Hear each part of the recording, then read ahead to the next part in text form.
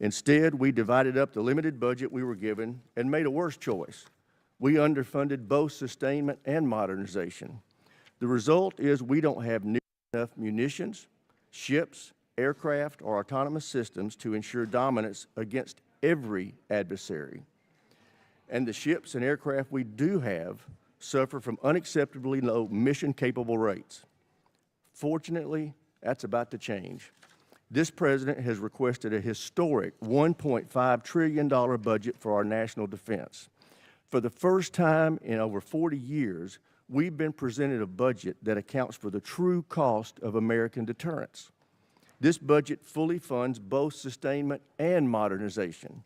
It provides a 24% increase in operation and maintenance, including a 20% increase in core readiness programs like flight hours and combat exercises.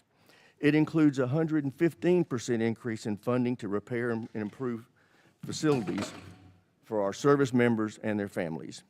It increases military end strength by 44,000 and provides for a historic pay raise for our service members. It calls for an unprecedented 76% increase in procurement and 64% increase in research and development.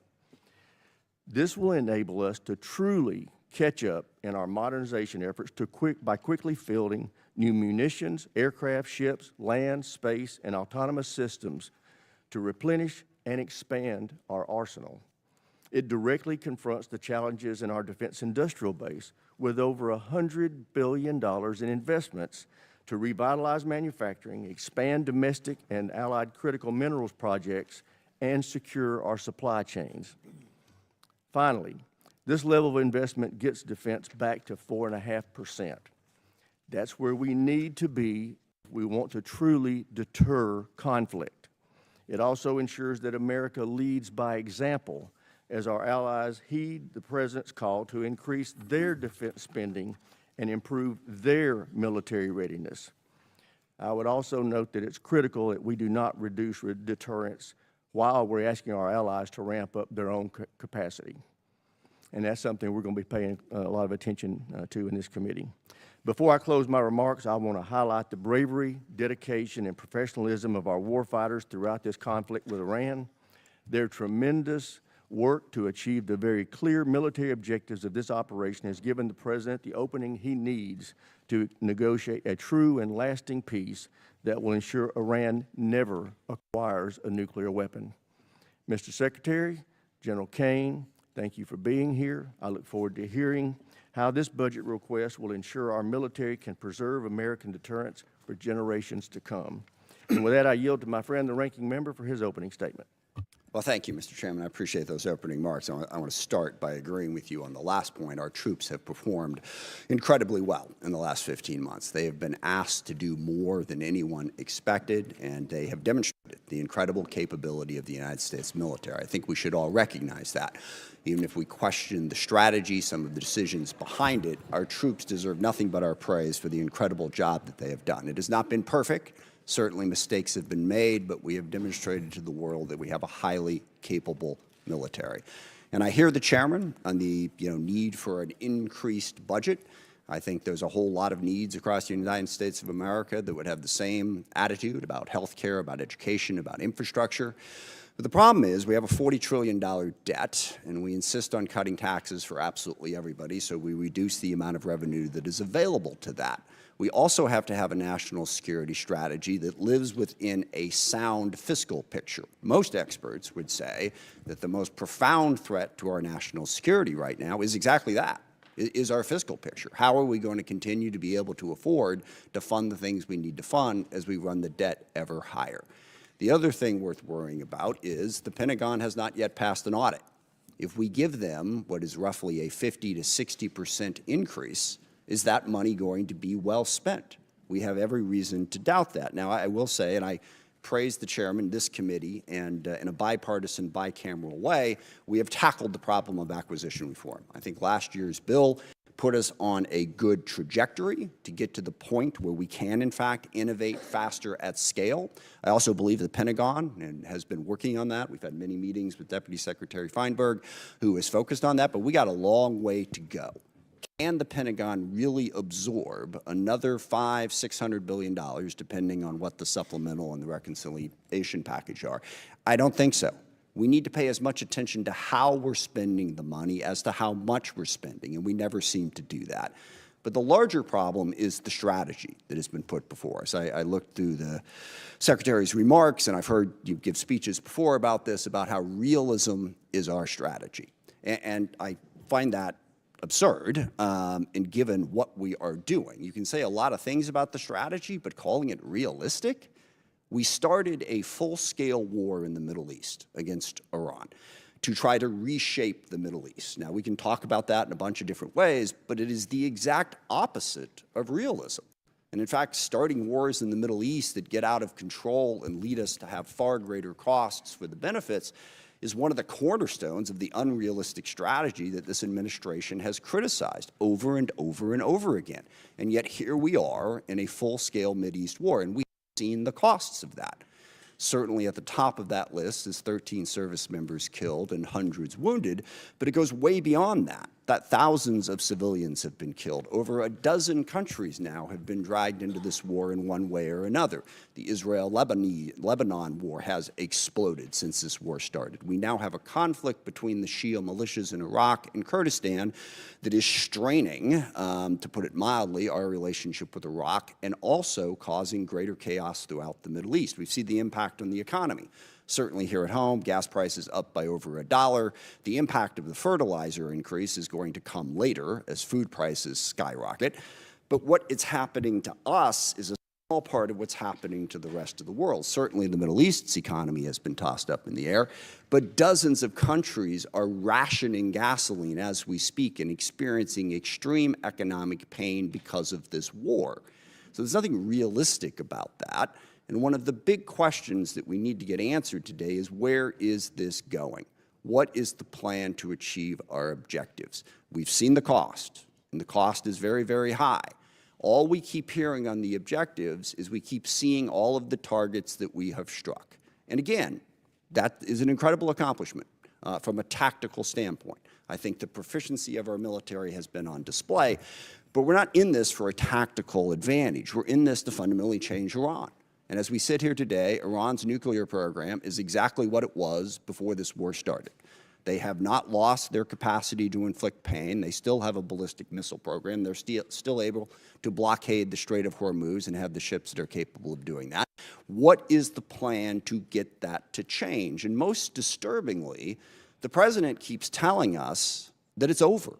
What was it, a week ago Friday, the president announced that Iran had agreed to give up their nuclear program, to give up their ballistic missile program, to stop support for terrorist groups, to reopen the Strait of Hormuz. The only problem with that is literally none of that was true.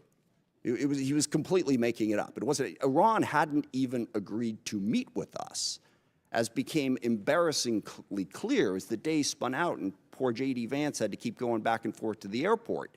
We never even had a meeting. So wish fulfillment is not really a strategy. I mean, maybe the president thinks he's doing some sort of Jedi mind trick and can tell Iran, you will give up your nuclear weapons, and they automatically will. But that's not working. So what we need to hear today is what is going to work. We have 50,000 troops in the region who are still at risk. How are those tactical victories going to translate into some sort of strategic success? And by the way, this is one of the things that realism recognizes. You can win a whole lot of little small battles and lose the war, which is why you don't stumble into the war in the first place. But at the same time, we're doing all of this on our own as we increasingly push away all of our allies. Sometimes just because we want to do what we want to do, but we don't want to have to consult them. Sometimes just gratuitously insulting them. I mean, in the middle of this war where we were asking NATO to come join us, the president took time out to insult President Macron and his wife. Okay, how is that helping us to try and belittle everybody in the world? And I also, for the people who are criticizing NATO over this war, I will remind people that NATO is a defensive alliance. What that means is every country in it pledges to defend a country if attacked. And when we were attacked on 9/11, that's what NATO did. They put in Article 5, and for 20 years they fought beside us.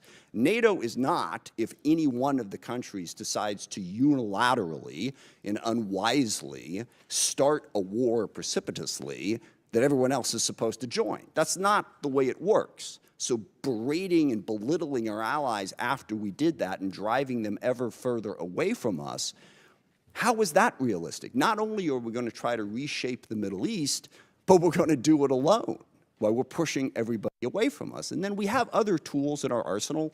You see that those numbers on the budget, but the State Department's really important. Development is really important. These are ways to achieve our ends, and we have moved away from that. We got rid of the entire USAID, literally causing the starvation of children in countries where we had pledged to provide food, causing massive healthcare disruptions, people literally dying because we cut that off. In diplomacy, we have sidelined, again, the entire world. France and the UK have brought together 44 different countries that have an interest in trying to open up the Strait of Hormuz. We've pushed them all aside. And then we've even pushed aside our own diplomatic corps.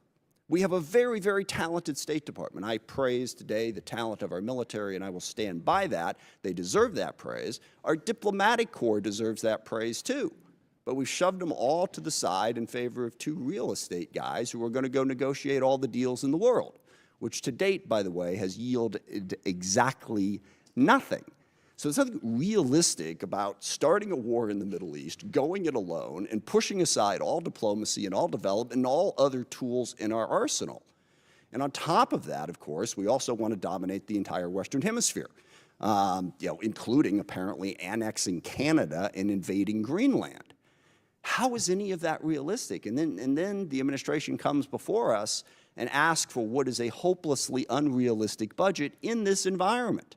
Back on that chart there, when we were showing how much money we were spending on defense, we had a balanced budget. We had a surplus many years. We don't have that anymore. So call this strategy whatever you want to call it, but please don't call it realism. It's not. Forgive me, it reminds me of one of my favorite lines from A Princess Bride. It's a tense morning. I want to lighten it up a little bit. And the guy keeps saying, inconceivable, when things happen. And finally, the guy says to him, you keep using that word. I don't think you know what it means. I don't think we know what the word realism means. So please, can we not have the realism conversation? Let's have the conversation about what the strategy actually is. And I'm sure you have a different definition of it than I do. But as I look at it, the strategy seems to be to use as much violence, as much threats, as much coercion as possible to bend the world to our will. I think that is a very dangerous strategy because one of the oldest cliches in the military is the enemy gets a vote. And we may think that we can stand up and talk tough and talk about how strong we are and how we're burying our enemies and they're begging for a deal. We can do that all day long, all right? But the enemy gets a vote. They don't have to do what we tell them to do. And meanwhile, that coercive, violent strategy undermines our credibility in the world because the chairman is absolutely right. And this is one area where I strongly disagree with the folks on the far left who say that we don't really face any threats, that the U.S. is a malign influence in the world and always has been. I don't agree with that.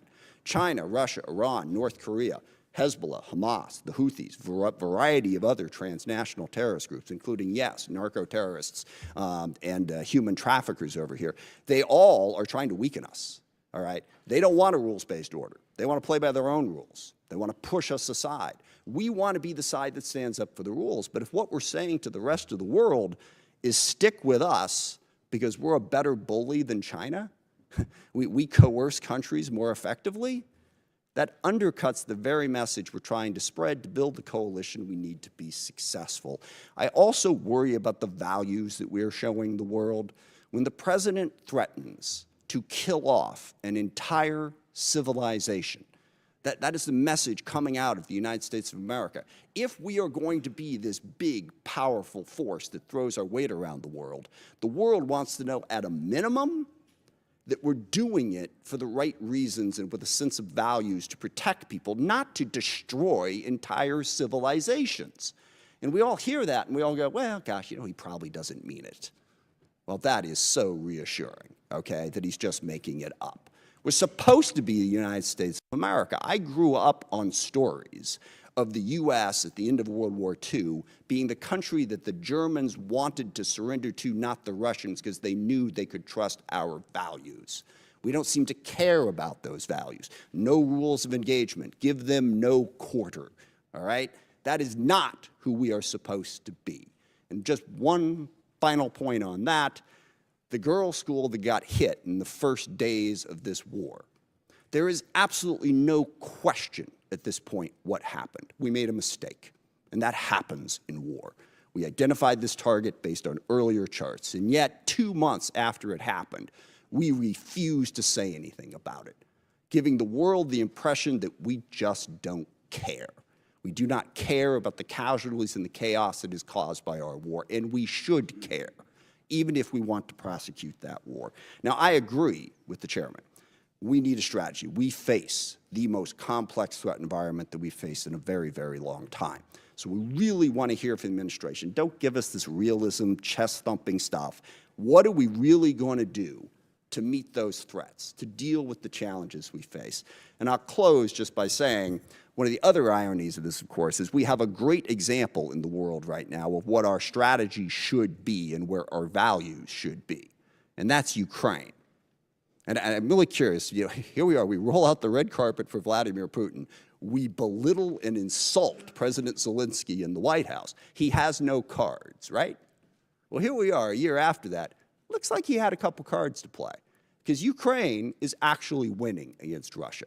Ukraine, a sovereign democracy standing up against a brutal, oppressive, coercive dictatorship. And we can't even bring ourselves on a consistent basis to say, we are with Ukraine and we are against what Putin is doing, and stand up and support them. So I want to see that strategy to meet the complex threat environment that we have. But simply saying we've already won and boasting and bragging and trying to belittle and insult the entire world, that's not going to get us to the posture that we need. So I hope we have a conversation about how we can build a strategy that makes sense and is actually realistic. With that, I yield back. I thank the ranking member for his opening statement. Now I'd like to introduce our witnesses. And we have the Honorable Pete Hegseth, Secretary of War, General Dan Caine, Chairman of the Joint Chiefs of Staff, and they are being accompanied by Mr. Jules Hurst, Acting Chief Financial Officer and Comptroller for the Department. I also want to welcome the Secretary's wife, Jennifer. Welcome to our hearing. Glad to have you here with us today. And with that, Ms. Secretary, we'll start with you. You're recognized. Well, thank you, Mr. Chairman. Ranking Member Smith, distinguished members of the committee, we appreciate the opportunity to testify in full support of President Trump's historic $1.5 trillion fiscal year 2027 budget request for the Department of War.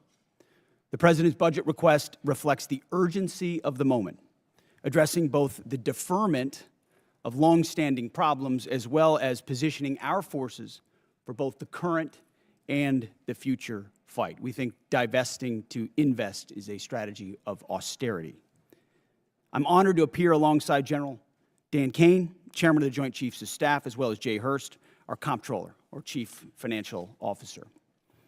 I'd like to start by thanking this committee and Congress for your partnership in securing the investments needed for a stronger, prouder, and more secure America. I think what our troops have demonstrated to the world over the last 15 months are a reflection of that. A nation's ability to build, innovate, and support the critical needs of its warfighters at speed and at scale is the foundation upon which its survival rests. However, upon taking office on January 20th, 2025, President Trump inherited a defense industrial base that had been hollowed out by years of America last policies, resulting in a diminished ability to project strength. Under the previous administration, we were focused on offshoring and outsourcing, riddled with cost overruns and degraded capabilities. Under the leadership of President Trump, our builder-in-chief, we are reversing this systemic decay and putting our defense industrial base back on a wartime footing. If you ask anyone at our Pentagon, urgency informs everything we do. We're rebuilding a military that the American people can be proud of, one that instills nothing less than unrelenting fear in our adversaries and the utmost confidence in our allies. We fight to win in every scenario. The $1.5 trillion FY27 budget put forward by the President will build upon the historic $1 trillion FY26 top line and continue to reverse the 4 years of underinvestment and mismanagement of the Biden administration. The $1.5 trillion budget will ensure the United States continues to maintain the world's most powerful and capable military as we grapple with a complex threat environment across multiple theaters. Not to mention, this budget also includes a historic troop pay increase, 7% for lower enlisted, and the budget eliminates all poor or failing barracks. Quality of life for our troops is front and center in this budget as well. By supercharging our industrial capability and transforming how the department does business, we're restoring American commercial dominance at a pace unseen in generations, transforming the defense industrial base from a broken, slow-moving system of the past. We have flipped the Pentagon acquisition process from a bureaucratic model to a business model, 180, decisively moving from an acquisition environment paralyzed by bureaucratic red tape into an outcomes-driven organization focused on delivering the most at cost, at scale for taxpayer dollars. Over the past year, through historic multi-year procurement agreements, smart business deals for things like critical munitions and capabilities, we've sent an unambiguous demand signal to industry partners to build more and build faster. The result has been a surge, a revitalization of our great American factories and a massive reinvestment in the skilled American workers who serve as the industrial muscle behind our warriors. Let me briefly provide you with some concrete high-level metrics of what's been accomplished over just the past few months.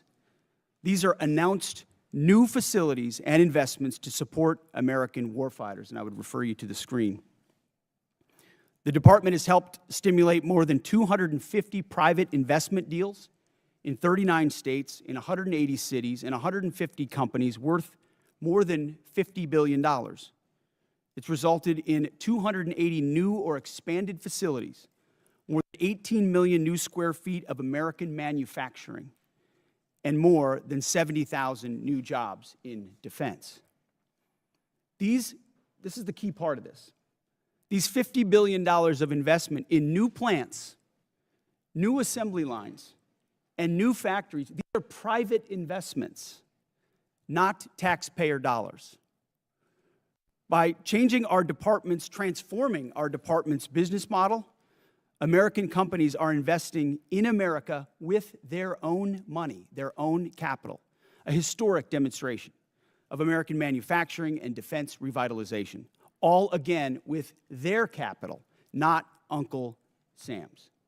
This has never been done before and is long overdue, from a bureaucratic model to a business model. Anyone on the outside looking in at what's been done inside this Pentagon in the last 12 months cannot deny the fundamental transformation at speed, at scale, to innovate and meet the threats of today and tomorrow. These investments equal great things for America, American families, and American workers, and help to ensure that our warfighters are able to defend the American dream and all American made. Together with the help of the policy updates and appropriations passed by Congress, President Trump's War Department has begun to turn the lights back on in manufacturing towns across this country, and once again, forging a lethal arsenal of freedom. Where critical supply chains are threatened, the War Department has acted decisively to inject capital, stimulate production, and prevent adversarial exploitation. We are firing up the American economic engine, and at every level of our defense industrial base. Every policy we pursue, every budgetary item we request serves to ensure the department remains laser-focused on increasing lethality and survivability of our forces from the front lines to the factory floors. This is a historic budget, as you said, Mr. Chairman. This is a fiscally responsible budget. This is a warfighting budget. And speaking of warfighting, the topic of Iran, I'm sure will come up today. which I very much welcome discussing. I look forward to sharing the incredible successes of our military, achieved in a matter of weeks.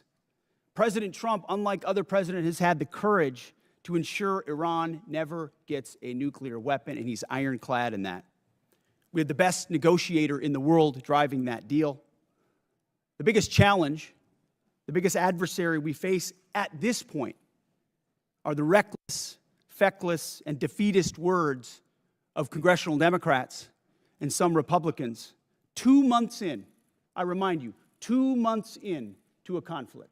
Lest I remind you, and my generation understands how long we were in Iraq, how long we were in Afghanistan, how long we were in Vietnam. 2 months in, on an existential fight for the safety of the American people, Iran cannot have a nuclear bomb. We are proud of this undertaking. I am proud that President Trump has had the courage to do it, and I look forward to sharing more about what our troops have accomplished. So I thank you again for the opportunity to address this committee. I ask that God would continue to watch over our troops in harm's way, and those that have fallen are always in our memory, and we fight to ensure their legacy. Look forward to answering the questions of this committee. Thank you, Mr. Secretary. General Caine, you're recognized. Thank you, Chairman Rogers, Ranking Member Smith, and members of this committee. Thanks for having me today. I'm honored to be here today alongside the Honorable Pete Hegseth and Honorable Jules Hurst to testify on the President's fiscal year 2027 budget. I'm grateful for the opportunity to testify today, and I'm thankful for your continued partnership in support of our warfighters defending the homeland and our interests around the world. It's a privilege to speak with you today about the foundation of America's strength, our 2.8 million members of our joint force. And I'm continually inspired by our soldiers, sailors, airmen, Marines, Guardians, and Coast Guardsmen, and our civilians standing the watch for our nation, supported always by their families. Each and every one of them could have chosen another path, but they don't. They choose to serve and to do something more important than themselves. And every day they meet the nation's challenges, from combat operations to critical support roles, with the courage, tenacity, and grit that keeps our nation strong and secure. I would also like to express my deep gratitude for the 39 members of our joint force who've passed away during my time as the chairman, including 14 who've passed during Operation Epic Fury. As the Secretary said, we are deeply grateful for each of them and their families, and their names will never be forgotten. As the chairman, my duty is to ensure our civilian leadership has a comprehensive range of military options and the associated risks that, to those leaders who make the nation's hardest decisions, and offer my military advice privately. I owe the President, the Secretary, and the Congress the truth at every turn. My blueprint for this role is General George C. Marshall. His commitment to civilian control of the military and nonpartisan military remains a constant standard and something I borrow from often.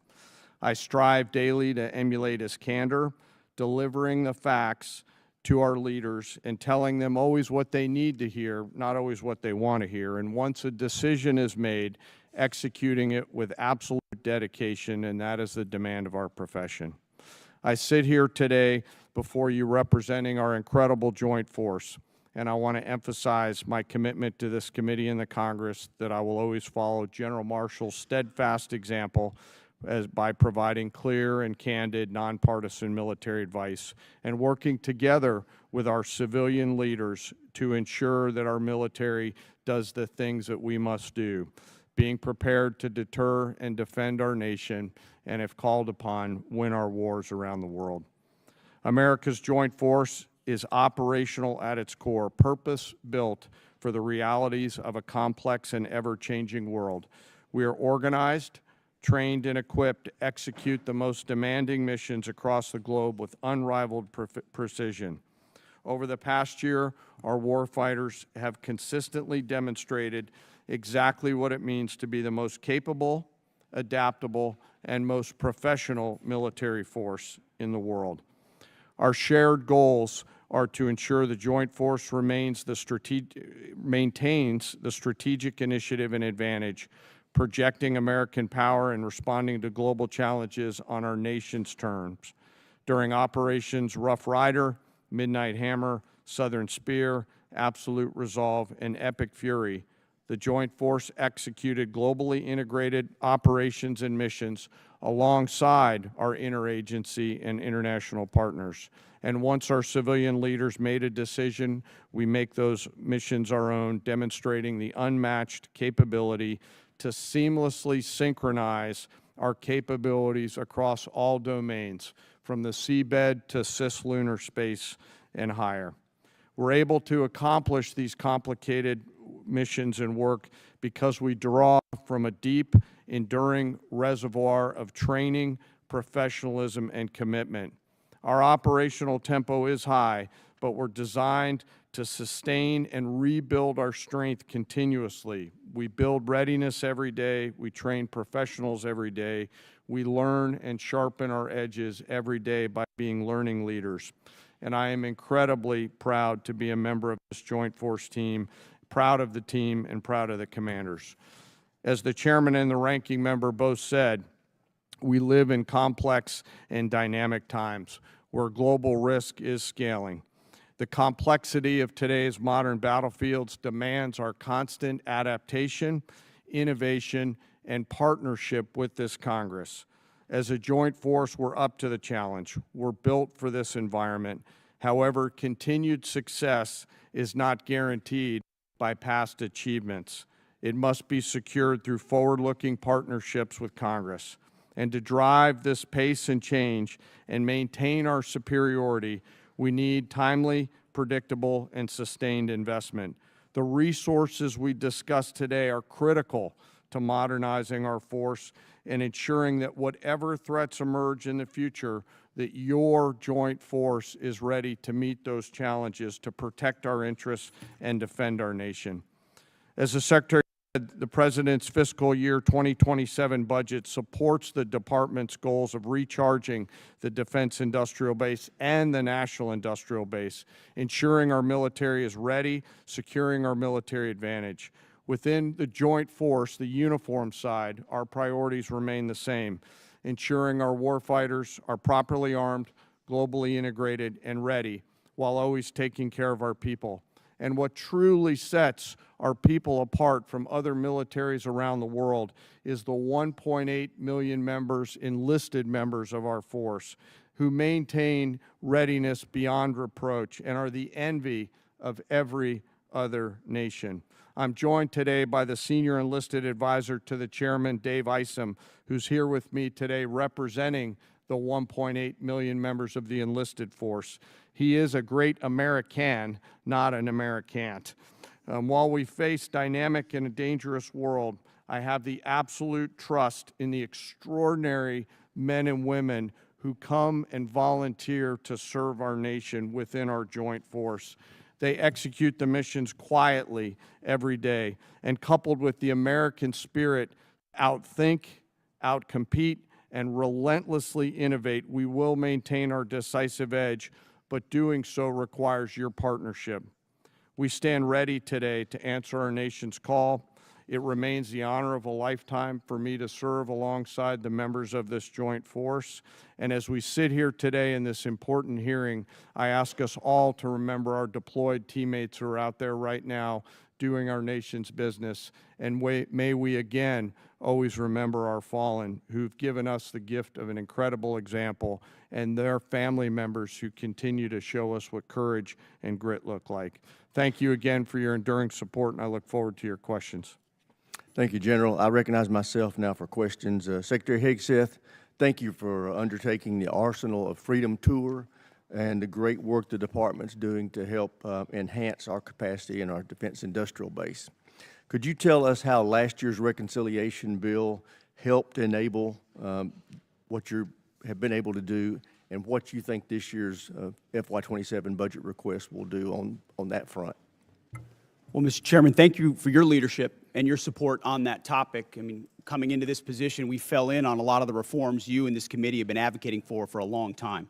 Looking for somebody that was willing to run with them, and our department have run with those. And that reconciliation bill last year was kind of the rocket fuel to initiate President Trump's priorities in this department. So we fell in on a department that was focused on a lot of the wrong things, going in the wrong direction.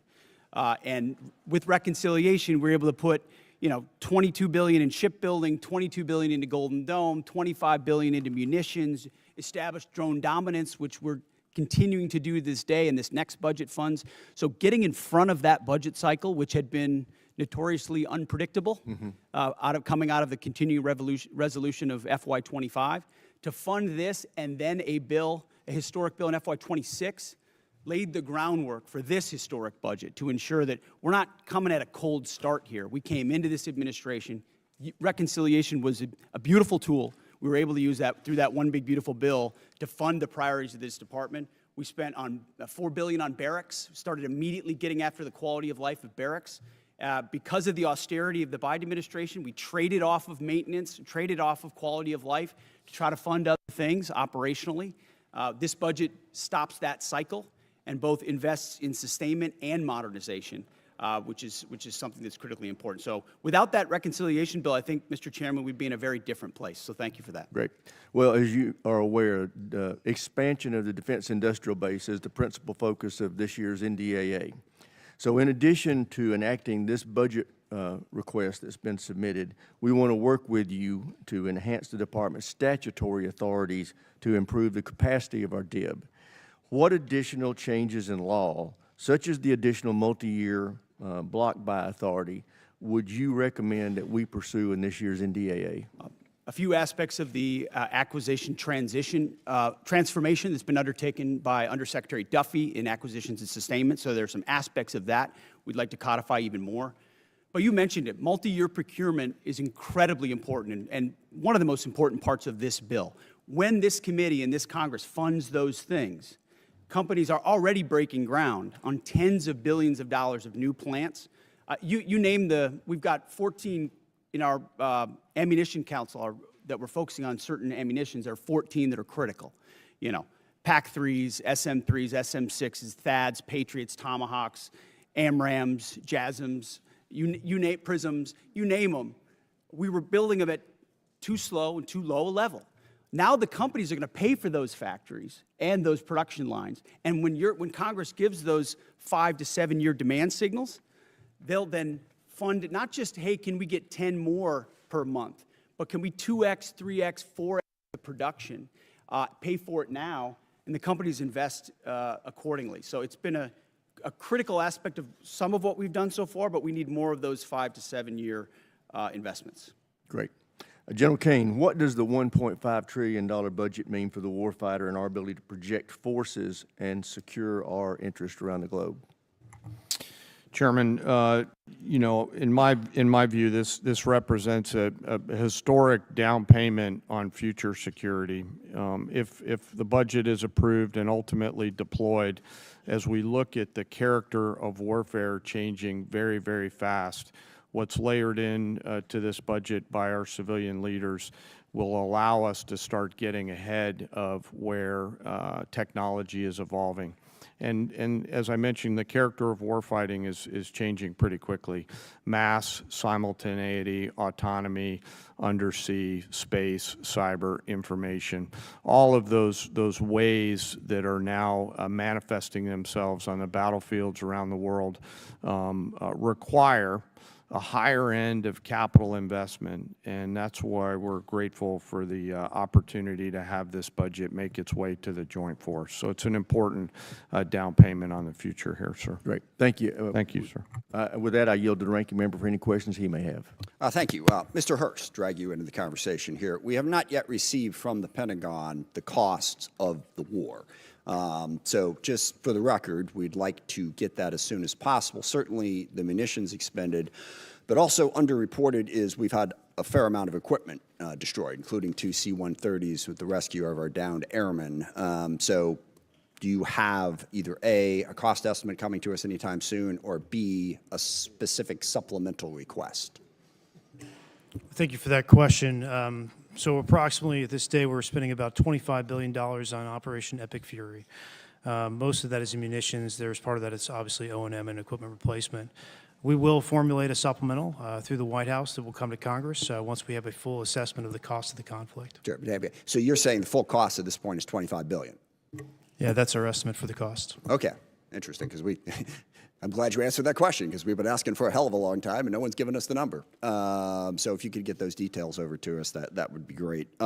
Mr. Secretary, you mentioned the nuclear aspect of Iran and the war. And it is worth noting that every president prior to this one, including President Trump in his first term, also prevented Iran from getting a nuclear weapon without actually having to go to war in Iran. So we need to keep that in mind. But also, since the war started, Iran's nuclear arsenal has not been weakened in any way. And at the moment, in negotiations, what Iran is saying, basically pay us to open up the strait. That's their position, which is completely untenable. I agree. It's worth noting, of course, that the strait was open before the war started. Now we're negotiating to get back to status quo. And Iran's most recent offer is to say, we'll talk about nukes later. So what is the plan to actually turn all of this lethal kinetic action into an improvement in the nuclear situation? Because we haven't gotten there yet. Play it out for us. How does that happen? How does it actually lead to that result? Well, I would take issue with the premise of the question that nothing was done. Operation Midnight Hammer was a very effective. Oh, I didn't say nothing was done. I said in this war. Ultimately, since this war started. well, under this administration, unlike other administrations, which cut bad deals and pallets of cash with no ability to oversee whether Iran is actually pursuing a nuclear program. Which is where if we we're want at to now. litigate JCPOA or the Iran deal, our view, the president's view, is that was a very bad deal. Okay. That gave them a That's bunch the of money up past. front. What's the future? To fund, you talked about negotiated deals. Allowed them to fund their proxies and spread Hamas and Hezbollah all around the region, build up nuclear capabilities. Great. What are we going to do now? President Trump has been clear-eyed, from the killing of Qasem Soleimani to the pulling out of the Iran deal to Midnight Hammer and now to this effort to recognize that you have to stare down this kind of enemy who's hell-bent on getting a nuclear weapon and get them to a point where they're at the table giving it up in a way that ensures they never have it. So they haven't broken yet. Okay, we haven't gotten there yet. For all of the Well, their nuclear facilities have been obliterated. Underground, they're buried, and Whoa, we're whoa, whoa, watching whoa, them whoa, whoa, whoa, 24/7. whoa, whoa, whoa, whoa. So we know where Whoa, whoa, whoa, any whoa, whoa. nuclear material Reclaiming my might be. time for We're just a watching quick it. second here. We had to start this war, you just said, 60 days ago, because the nuclear weapon was an imminent threat. Now you're saying that it was completely obliterated? They had not given up their nuclear ambitions, and they had a conventional shield of thousands of So missiles. Operation Midnight They're at the Hammer weakest accomplished moment. nothing of substance. It You're left missing- us at you're exactly missing the the same point. place we were before. So Their, much so their that we had to facilities start were a bombed war. and obliterated. Their ambitions continued, and they're building a conventional shield. All right, of let me missiles. try again. It's the North Korea strategy. You know this very well. The North I Korea know. strategy was use conventional missiles to prevent anybody from challenging them, so they could slow walk their way to a weapon.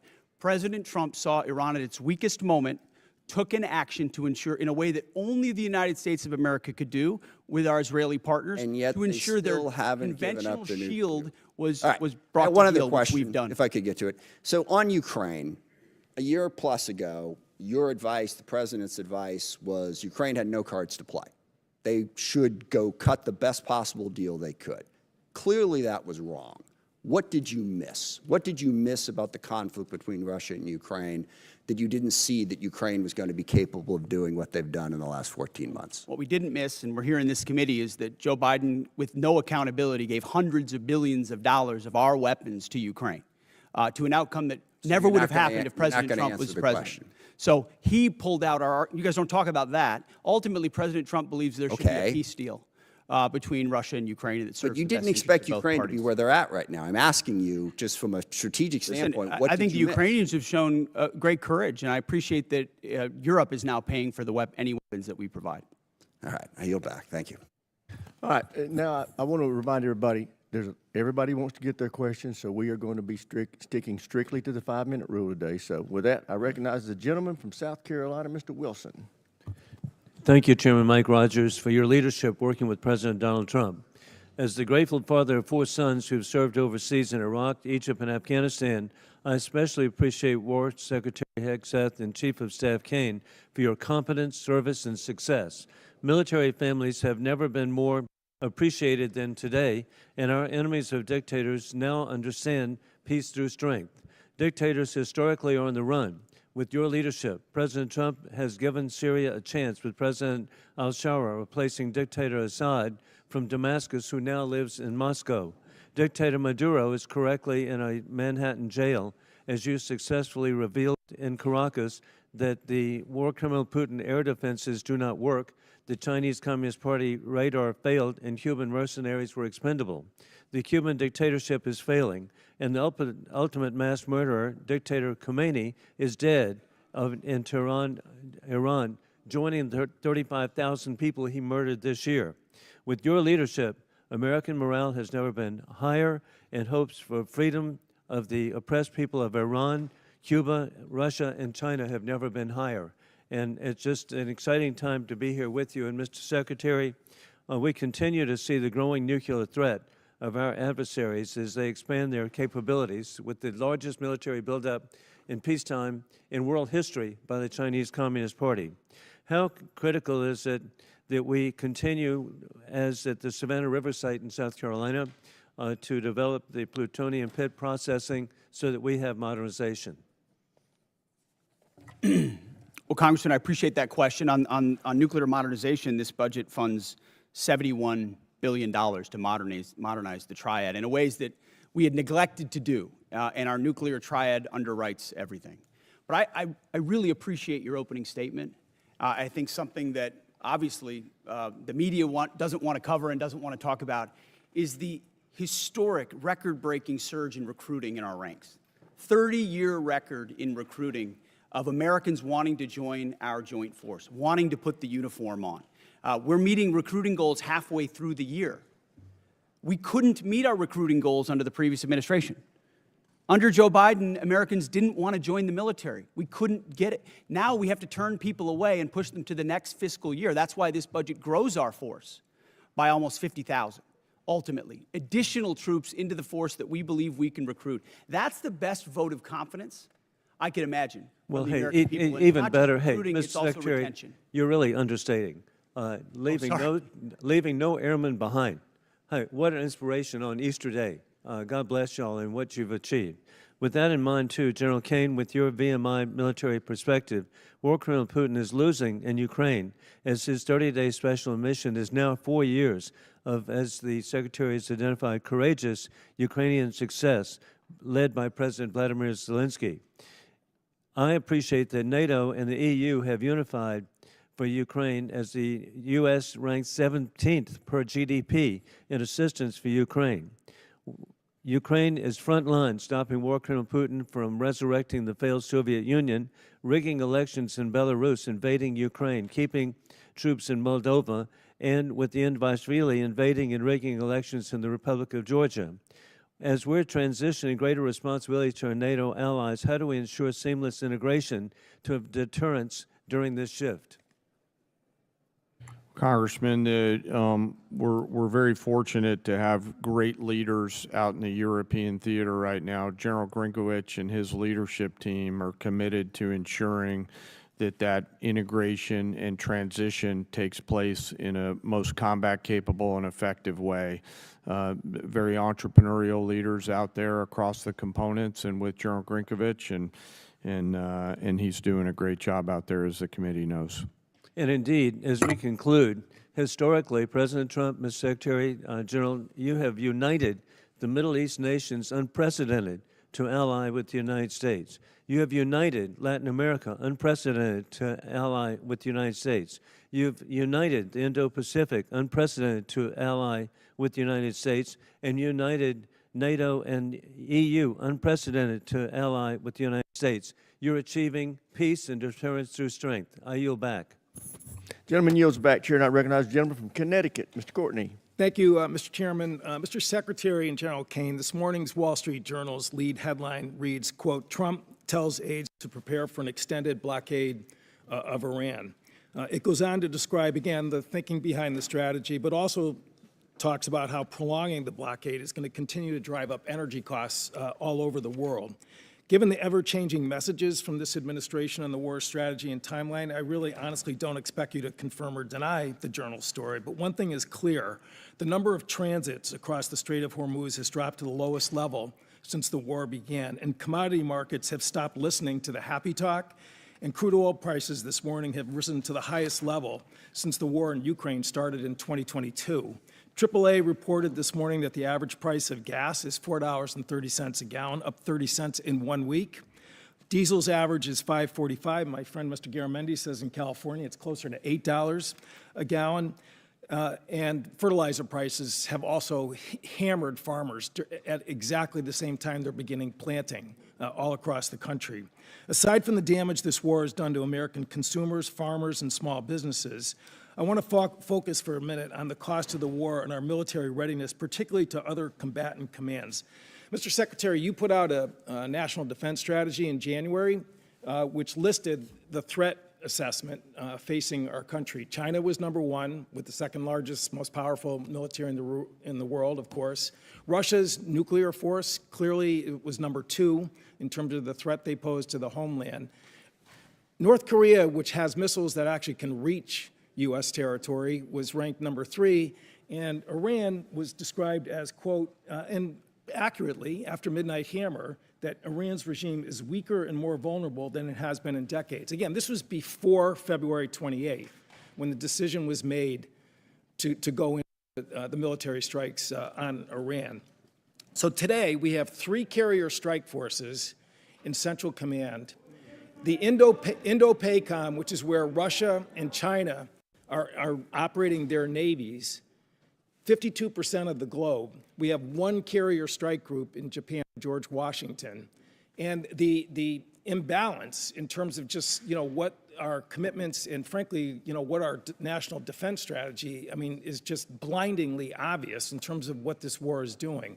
Gerald Ford is on day 312 of its deployment. They've gone through fires, plumbing problems, and again, an extended deployment, which in my opinion, is hitting readiness as hard as anything I've seen in the time that I've been on this committee. So, General Caine, in terms of, again, the carrier strike groups that are over there, assuming that we get to some end game here, Ford is not going over to the Indo-Pacific to buttress the gap that exists there today.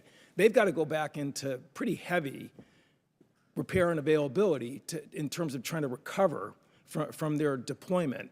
So again, in terms of just, the decisions about where we're putting people and putting really the most powerful part of our Navy, can you explain, again, what that means in terms of the situation in Indo-PACOM, where China is watching? We saw Mr. Rogers' pretty powerful presentation in terms of the buildup that's happening in that part of the world. How does that align with the National Defense Strategy, which was just put out by this administration in January? Well, sir, first I want to echo your comments on the Ford Strike Group. Fantastic work by incredible sailors, not just the Ford herself, but the other ships as well, on a historic cruise doing incredible work for the nation. But excuse me, how does that balance with the National Defense Strategy? Yes, sir, happy to answer the way I think about this. The National Security Strategy and National Defense Strategy are frameworks, but a president will employ national force and power based on the political and security situations that a president deems appropriate to use that military force. There's always trade-offs in all of these things. I'm confident that the president always carefully considers these readiness trade-offs, and I'm sure he has done so in this case based on the military options that we've presented with the associated risks and advice. To make a trade going after a regime that's weaker and more vulnerable than it has been in decades, which is quote unquote from the Defense Strategy's report, does not, in my opinion, in common sense. Gentleman's time's expired. As you can tell from looking at the dais, votes have been called, so we are now going to stand in recess to the end of this vote. I expect it to take 20 to 25 minutes, but we are now in recess.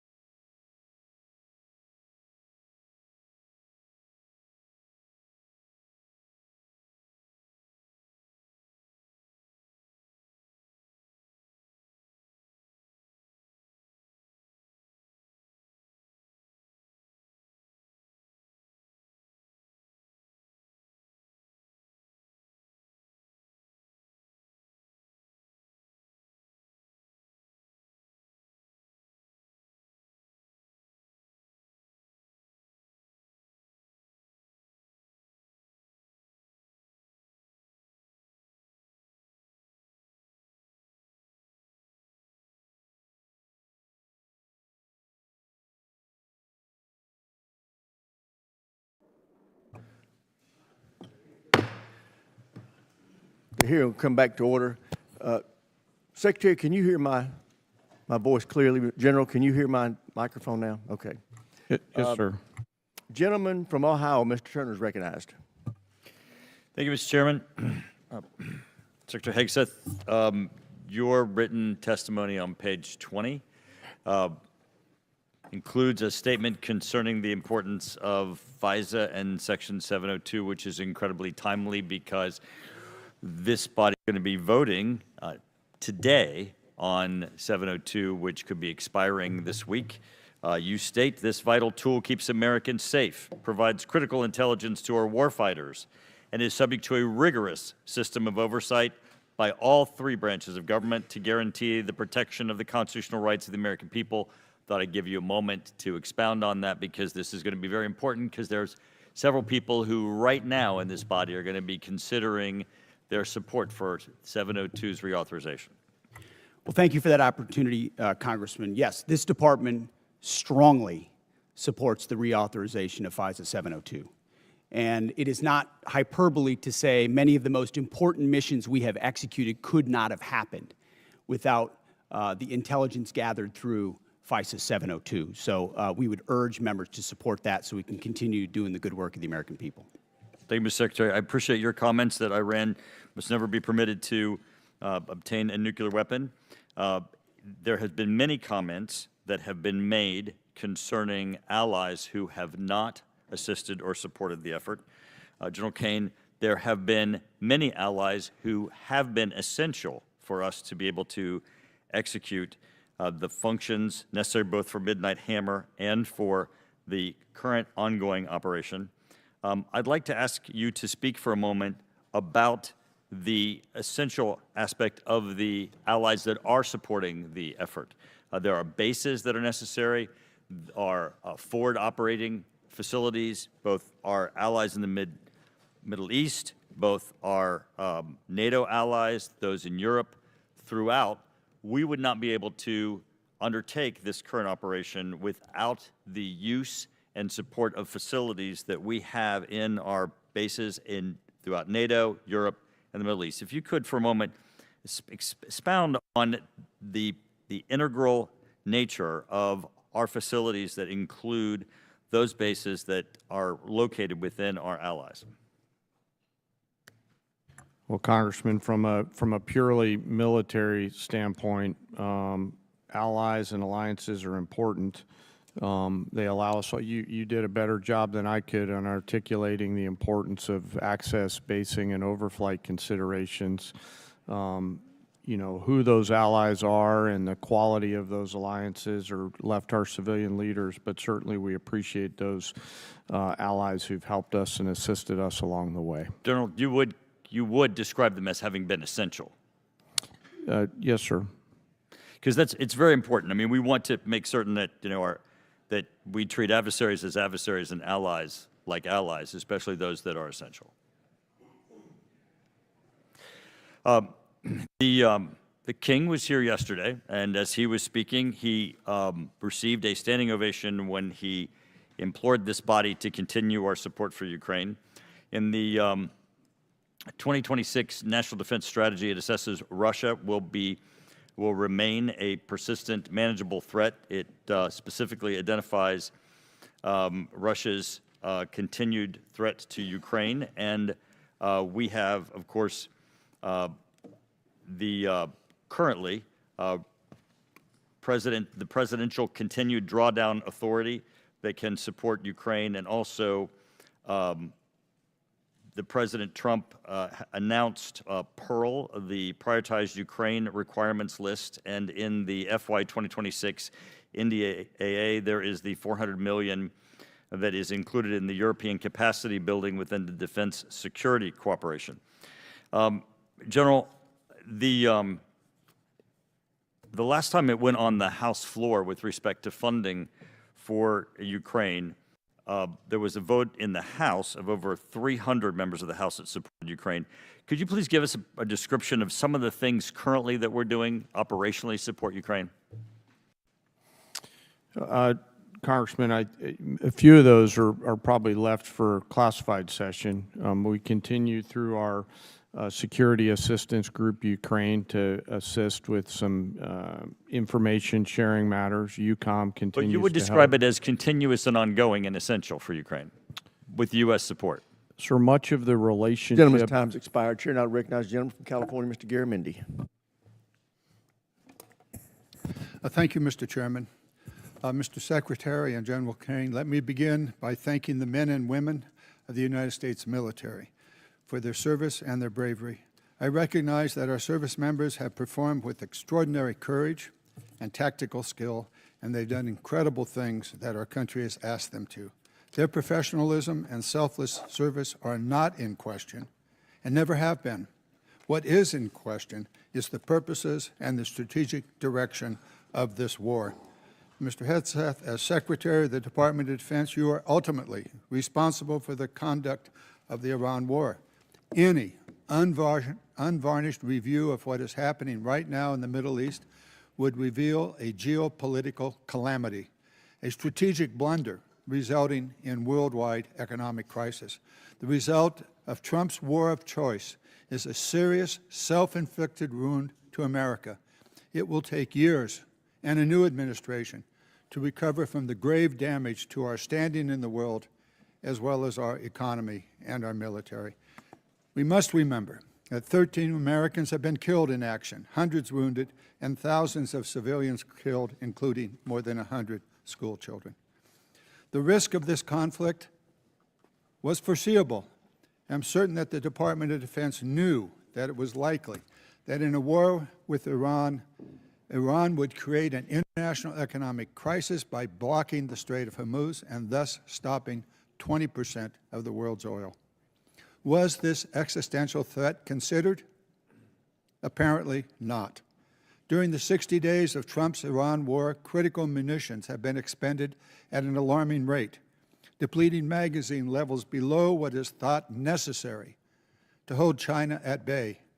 It will take years and tens of billions of dollars to restock. A significant part of the necessary Navy and Marine force in the Pacific has been removed and sent to support the Iran war. Our support of Ukraine has suffered as supplies and defense systems are diverted to the Iran war. America has lost irreplaceable aircraft, radar systems, and strategic bases have been shown to be vulnerable. The continued lengthy deployment of ships, equipment, and personnel has sacrificed readiness. We know what we have lost, but what have we gained? Let's consider that the regime in Tehran is still intact, with new and more radical leadership, as are Iran's ballistic missile and drone forces, as is Iran's ability to rebuild their military industries. Also, as is Iran's coordination with China, Russia, and North Korea, and Iran's ability to choke off global energy supplies, and their stockpile of highly enriched uranium, which they only built after President Trump shredded President Obama's Iran deal in 2017. Secretary Hegseth, you have been lying to the American public about this war from day one, and so has the President. You have misled the public about why we are at war. You and the President have offered ever-changing reasons for this war. You've misled the public about the progress of the war. While the military has executed this war with tactical success, the strategy has been an astounding incompetence, doing immense economic damage to America. Mr. Chairman, and the Mr. world. Chairman, with the personal attack on the Secretary, he should have an opportunity to respond. He certainly Thank will you. when No, at the time I you're am doing finished. it. It's the gentleman's time. He can use it as he sees fit and add an extra 5 seconds to Mr. Garamendi's time. Thank you. You and the President offer ever-changing reasons for the war. You have misled the public about the progress of the war. While the military has executed this war with tactical success, the strategy has been an outstanding example of incompetence. This war of choice is a political and economic disaster at every level. Despite the president's promise to lower the cost of living, gas prices are up 40%, and inflation is soaring, so much for lowering the cost of living. The president has got himself and America stuck in the quagmire of another war in the Middle East. He's desperately trying to extricate himself from his own mistakes. It is in America's, and indeed the world's interest, that he succeed in that. I yield back. Gentleman yields back. Chair, and I recognize the gentleman from Virginia, Mr. Whitman. Thank you, Mr. Chairman. I'd like to thank our witnesses for joining us today. General Caine, Secretary Hegseth, Mr. Hurst, thank you so much. I want to go to a statement I've been making here for the last several years, and that is we are in the most dangerous national security position that this world has been in since 1939. And we know that it's a critical effort that we undertake to make sure we can deter through the concept of peace through strength. Ms. Secretary, I'd like to start with you. We know that peace through strength has a number of tenets. I think the most important of those is presence. And we know that the United States has the Marine Corps Amphibious Ready Group, Marine Corps Expeditionary Unit, that provides us that presence. We know there are over 2,000 Marines and an aircraft combat unit that are on board those vessels, and they let us do a number of different things. That's the crisis response team that gets to go around the world. Today, as we speak, we have 3 ARGMUs that are deployed around the world. Unfortunately, that's an anomaly. It should be standard. Secretary Hegseth, the President and the combatant commanders need maximum flexibility to respond in multiple places at multiple times to combat and deter these threats. I just want to get your perspective on your goal to make sure we have a persistent 3.0 ARGMU presence, and to look at how we're going to make sure through our shipbuilding plans that we assure that we have the adequate number of amphibs that are being built. I think that number is probably right around 40. And then what are we going to do to make sure, too, that the A-sub-O, the operational availability, is going to be at the level where we can maintain an ARGMU 3.0 with the effort we have to put in to maintain these ships? So thank you for the question, the substantive question. Ultimately, we support 3.0 ARGMU. That presence right now gives us a lot of flexibility. Yeah. And this budget supports moving in that direction to ensure that this administration and future administrations have that kind of strategic flexibility with the incredible capabilities the ARGMU provides. We saw it in Southern Spear. We saw it on the Maduro raid. We see it right now. It's a persistent capability. So I think you'll find our shipbuilding investments to meet that as well. But if I may, sure. Yeah. I didn't get a chance. I didn't see a question in the statement from the congressman. I hope you appreciate how reckless it is. When I said reckless, feckless, and defeatist of congressional Democrats at the beginning, that came after watching you say the same thing on CNN this morning, a quagmire. My generation served in a quagmire in Iraq and Afghanistan, years and years of nebulous missions and utopian nation building that led us to nothing. What we have right now, the way you stain the troops when you tell them 2 months in, Congressman, you should know better. Shame on you. Calling this a quagmire 2 months in. The effort, what they've undertaken, what they've succeeded, the success on the battlefield that could create strategic opportunities, the courage of a president to confront a nuclear Iran, and you call it a quagmire, handing propaganda to our enemies, shame on you for that statement. And statements like that are reckless to our troops. Don't say I support the troops on one hand, and then a 2-month mission is a quagmire. That's a false equivalation. Who are you cheering for here? Who are you pulling for? Our troops are doing incredible work. They've done incredible things for the entirety of this mission and achieved incredible battlefield successes. And you sit there and go on TV for your clickbait about quagmires.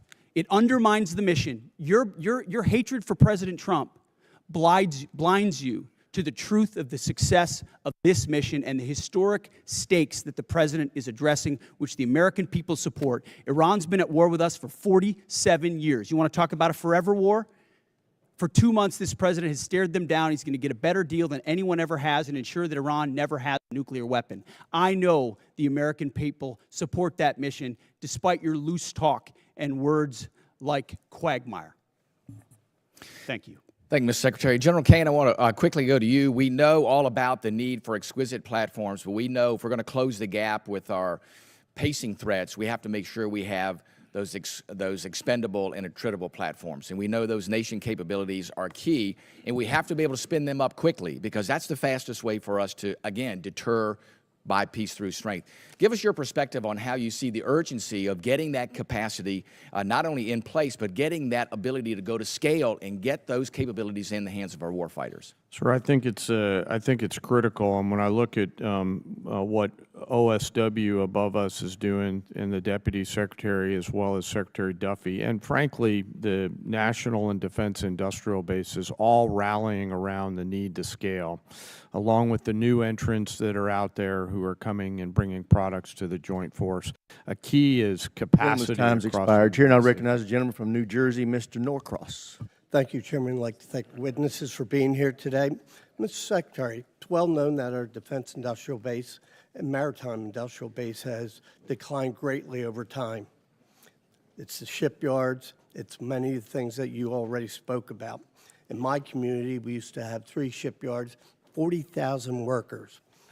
We've lost that critical job skills there and 40,000 people who know how to do it. And quite frankly, most of it went overseas because it was cheaper.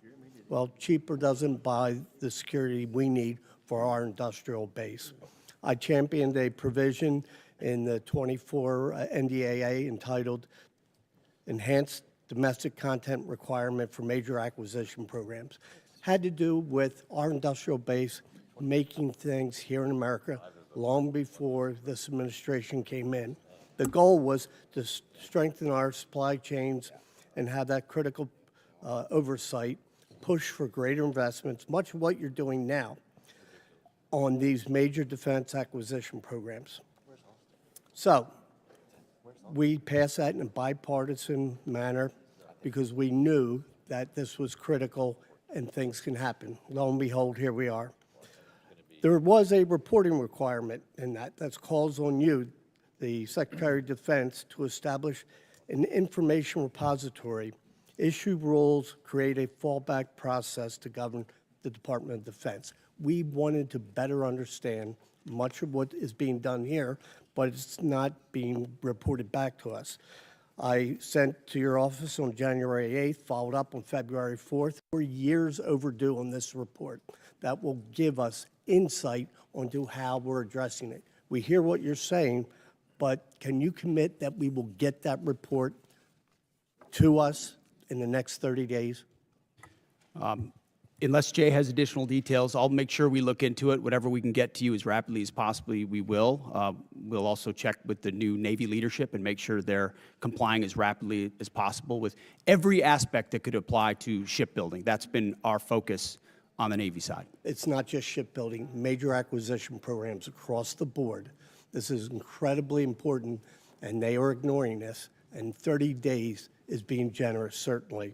Second issue is you talk about championing the American worker and how important this is, yet in a memo on April 9th, you terminate all the collective bargaining agreements across the DOD, taking away from hundreds of thousands of workers at DOD their collective bargaining rights that they voted for.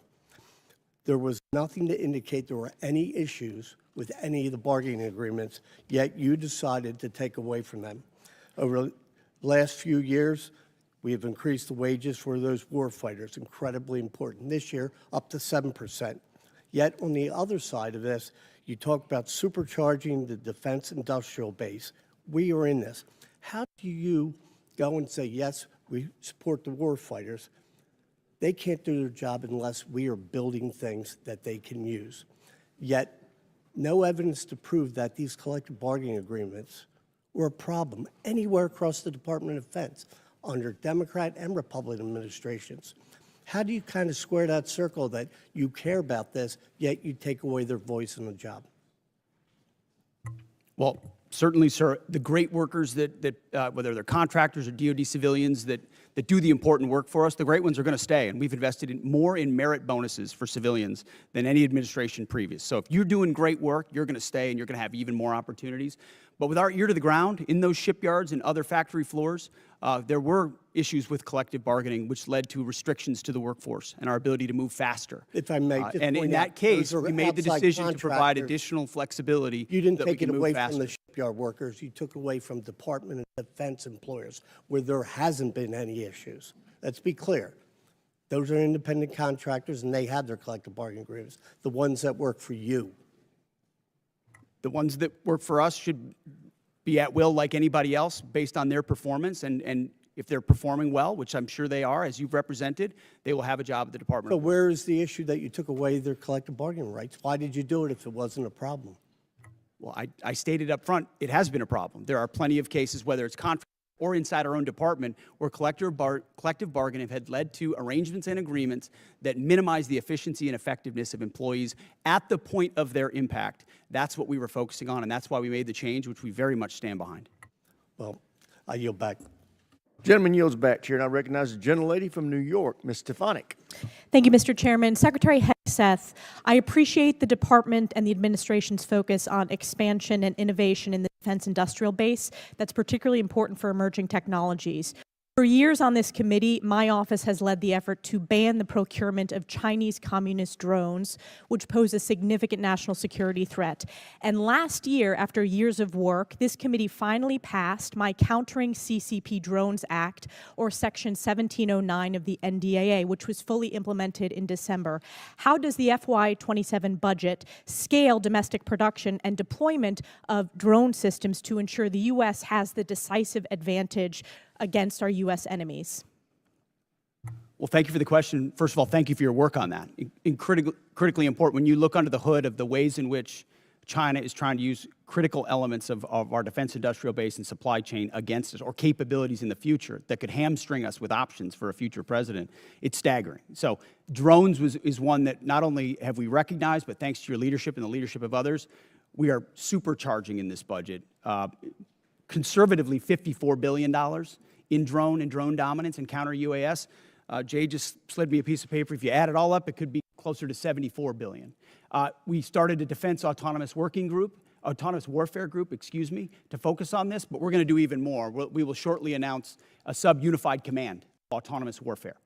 Drones are so central to the future of warfare and where we get them from that we have to be able to both make the exquisite ones better than anybody else and also the attritable swarm, and then the ability to defeat them ahead of our adversary, learning from battlefields like Ukraine and Epic Fury. So thank you for your leadership. It is front and center in this budget. I very much appreciate all that the department is doing under your leadership. One of the concerns I have is recent reporting indicates that while DJI, which is a communist Chinese drone company, is prohibited from receiving new FCC authorizations, there are still DJI products such as the DJI Avata 360 widely available in the U.S. through major retailers. These received FCC authorizations before my provision in the NDAA was fully implemented.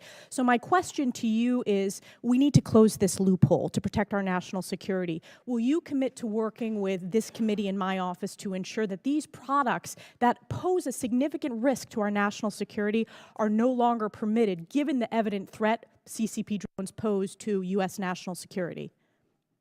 Congressman, yes, the department will commit to working with your staff and looking at that loophole, which we are aware of. And I missed in my first response, of course, that $54 billion is American-made drone dominance. Yes. That is exactly where they need to be, and that's where our focus is. Great. Another emerging technology that's very important and has a strong tie to my district is quantum computing. China continues to invest heavily in quantum computing, sensing, and secure communications for military advantage. I represent Rome Air Force Research Lab, which is a hub of research when it comes to quantum. Secretary Hegseth, how does the budget proposal position the U.S. to maintain leadership in operationally relevant quantum technologies?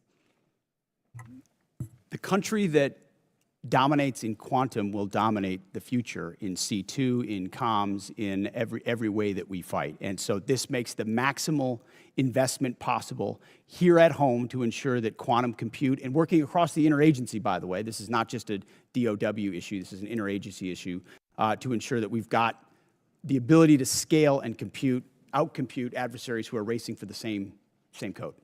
General Caine, throughout my time in Congress, I've pushed for the department to optimize its approach to quantum and develop a strategic roadmap. In your opinion, which quantum capability areas offer the most immediate benefit to the joint force and should be priority investments moving forward? Probably some of the work in crypto and quantum to make sure we can see, sense, understand, defeat, and protect our own stuff. So that's where I'm most interested in it right now, ma'am. Great, and I also want to use my remaining time. I just want to invite both of you to visit Fort Drum, home of the 10th Mountain Division, the most deployed division in the U.S. Army since 9/11. In the first Trump administration, I had the honor of hosting President Trump, where he signed the NDAA in my district, and it's been a privilege to represent them. So encourage you to visit that installation before the end of this year. Thank you very much, and I yield back. Gentlelady yields back. Chair now recognizes the gentleman from Massachusetts, Mr. Moulton. Thank you very much, Mr. Chairman. Mr. Secretary, you and I agree that Iran is a national security threat to us and our allies. Now, earlier you called us feckless for questioning your war. Do you think Congress was smart or feckless when it failed to ask tough questions of the Bush administration and gave them a blank check for Iraq? Well, if you're trying to compare this war to the Iraq I'm just asking you, war, do you which think the it was president smart or was the first feckless? one to call a stupid war, then it's a false comparison. Okay, well, probably a good idea to ask tough questions. So let me just ask you a few questions. Did you advise the president that we should attack Iran?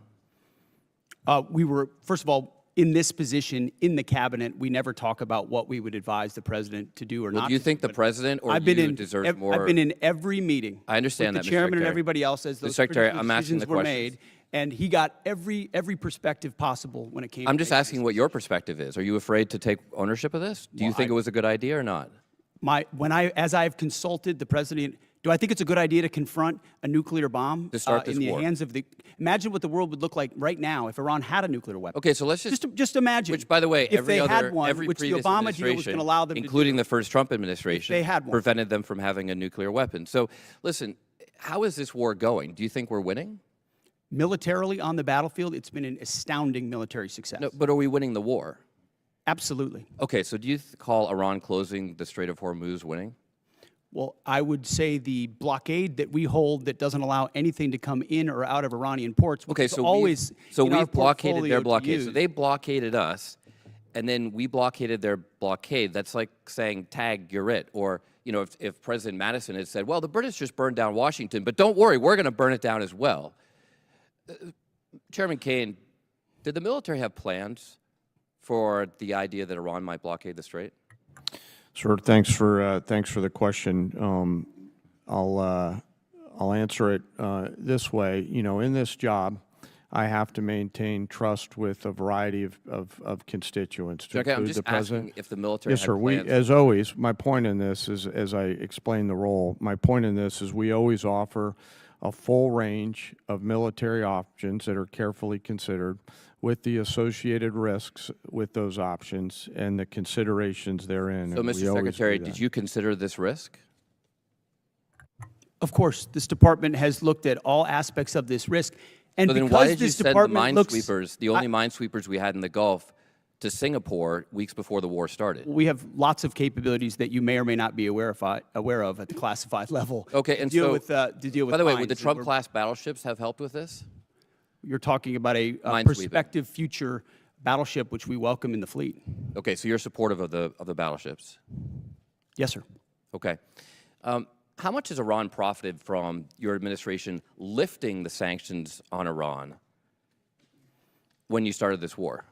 I can tell you Iran is financially devastated right now. Okay, well, in conjunction with the they've Treasury earned about and $14 billion. Operation Economic Fury. They're at a point where between the blockade and what we've done to them militarily, remember, they don't have a Navy. They can't contest the blockade. Okay. Between what we've done to them What kind of militarily a and Navy can financially, they buy they're at a for place $14 billion? where they have very few options. How many Chinese missiles can they buy for $14 billion? Does that sound like winning? They're not. We're ensuring, and they're not buying Chinese missiles.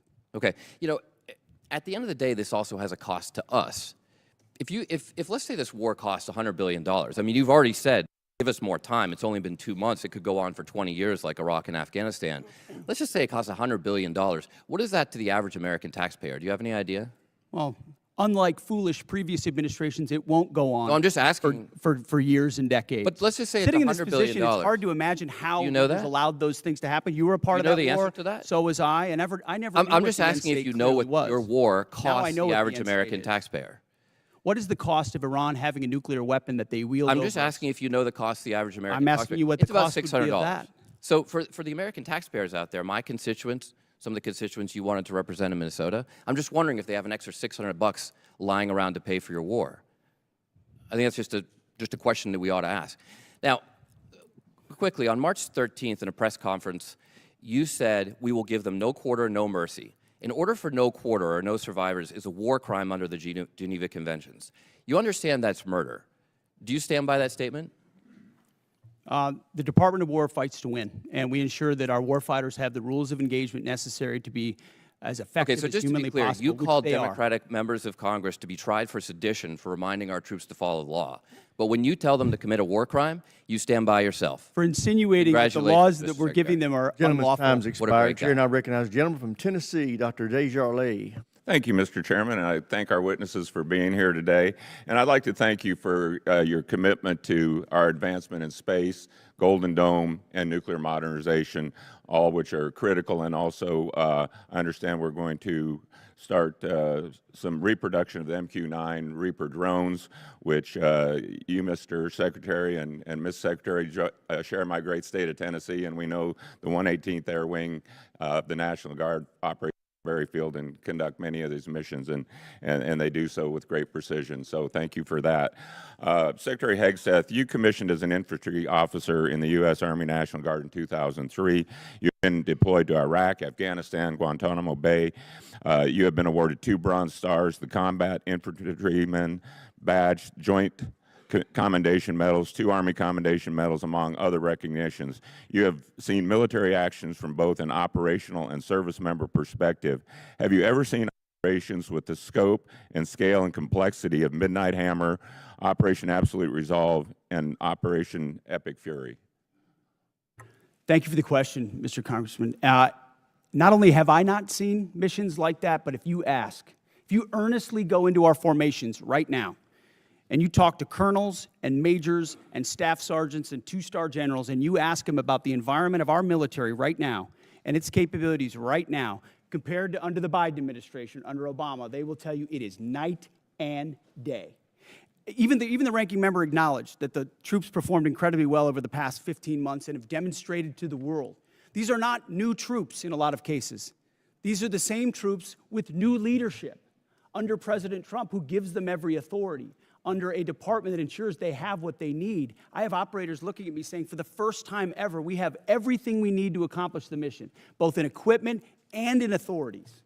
That matters when you go 37 hours around the world for Midnight Hammers. That matters when you go downtown in Venezuela and grab the indicted dictator of a country in the middle of the night in the most fortified location. That matters at the outset of the Iran conflict. It matters during Operation Rough Rider, which there's a reason why the Houthis aren't on in this fight right now, because they experienced 50 days of the American military under President Trump. That matters in the Caribbean in our fight against designated terror organizations.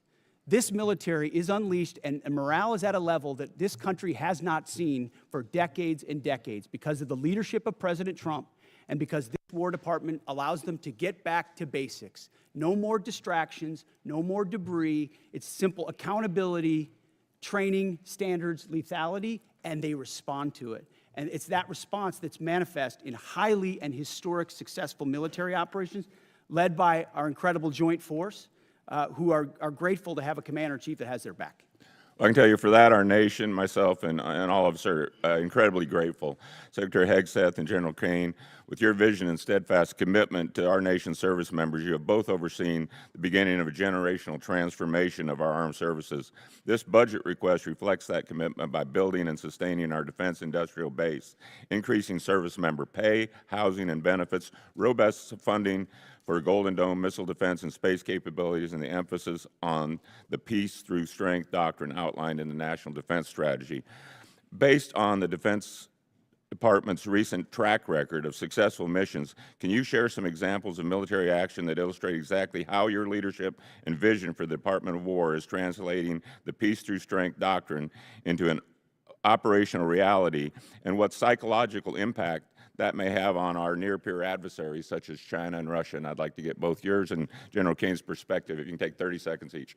I'll keep it brief.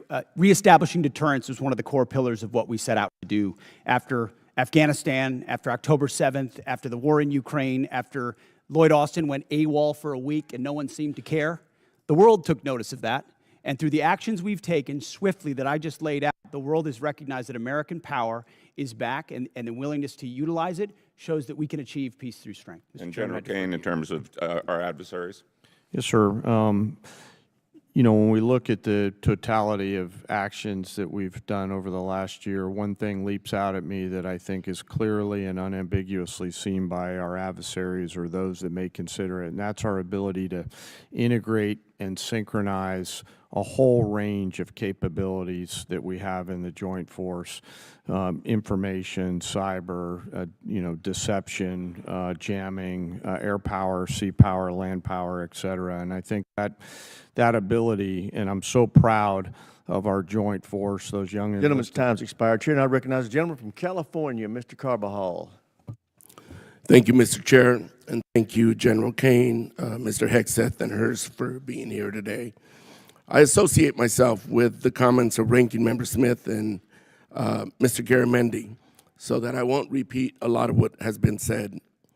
Mr. Hegseth, I recently realized that we have something in common. I'm also a fan of Pulp Fiction. And no, the movie is not an accurate portrayal of the Bible. You know what I'm talking about. This president and his administration have claimed to be the most transparent of all time. With that in mind, I'd love to get some straightforward answers today.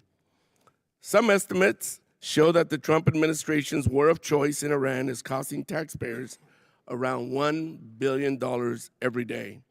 In addition to spending taxpayer money on a war they don't want, it is also driving up costs. The cost of gas, while the cost of living is skyrocketing under this administration's policies.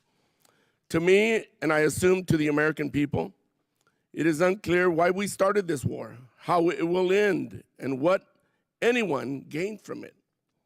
Mr. Hegseth, about how much money has been spent on this war to date, and how much more do you anticipate spending? Well, as our comptroller laid out, the estimate is less than $25 billion at this point as far as an expenditure. And the question I would ask this committee is, what is it worth to ensure that Iran never gets a nuclear weapon, considering the radical ambitions of that regime? I mean, almost every member of this dais at some point has said, whether it was 2015, thank you for your answer. I'll proceed to my next question. Thank you for your answer. President Trump is the one that's willing to make sure it doesn't happen. Supposedly, we had taken care of the nuclear capability last time around.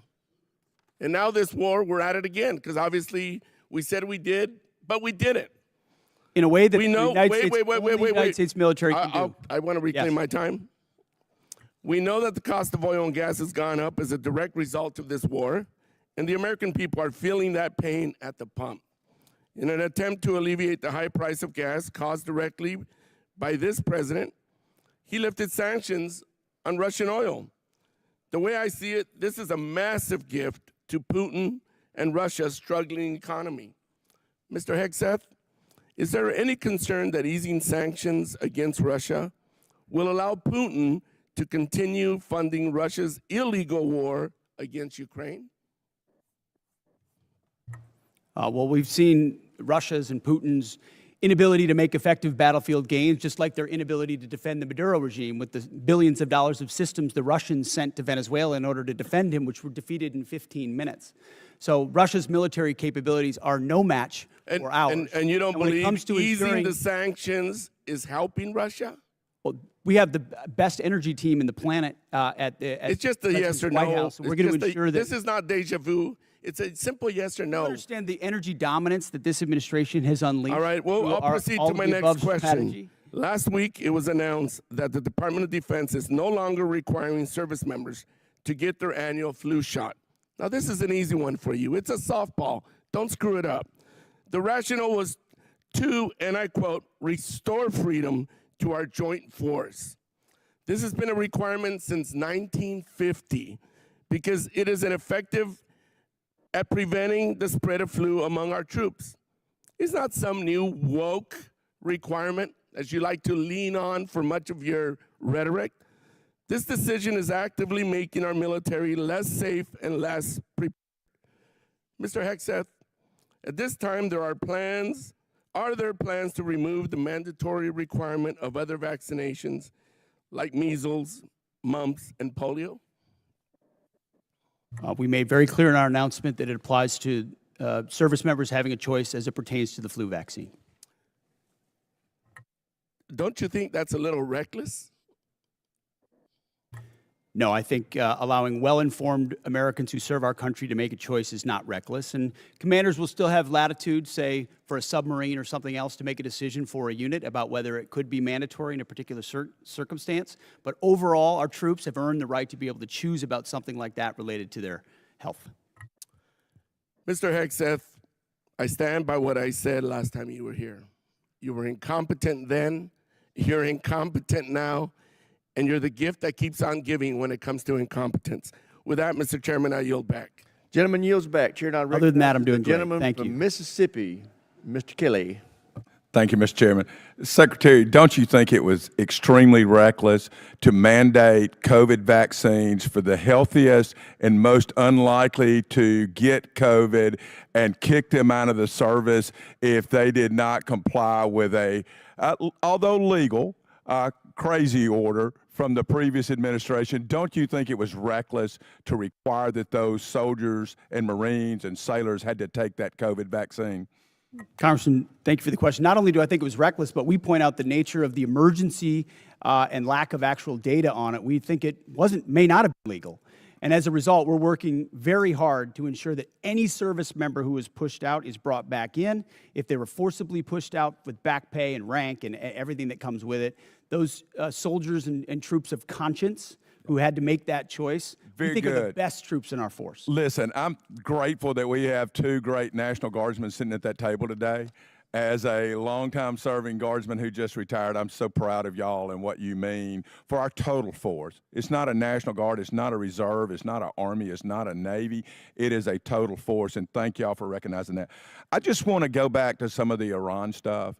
I don't know, maybe they're in a different world than I'm living in, but from where I live since 1979, Iran has been at war with the United States, although we refuse to acknowledge it, whether that's Hezbollah, whether that's the Houthis, whether that is Hamas, whether that is trying to build nuclear weapons, exporting terror everywhere. I know for a fact when I was in Iraq, both tours, that EFPs made by Iranians killed our troops.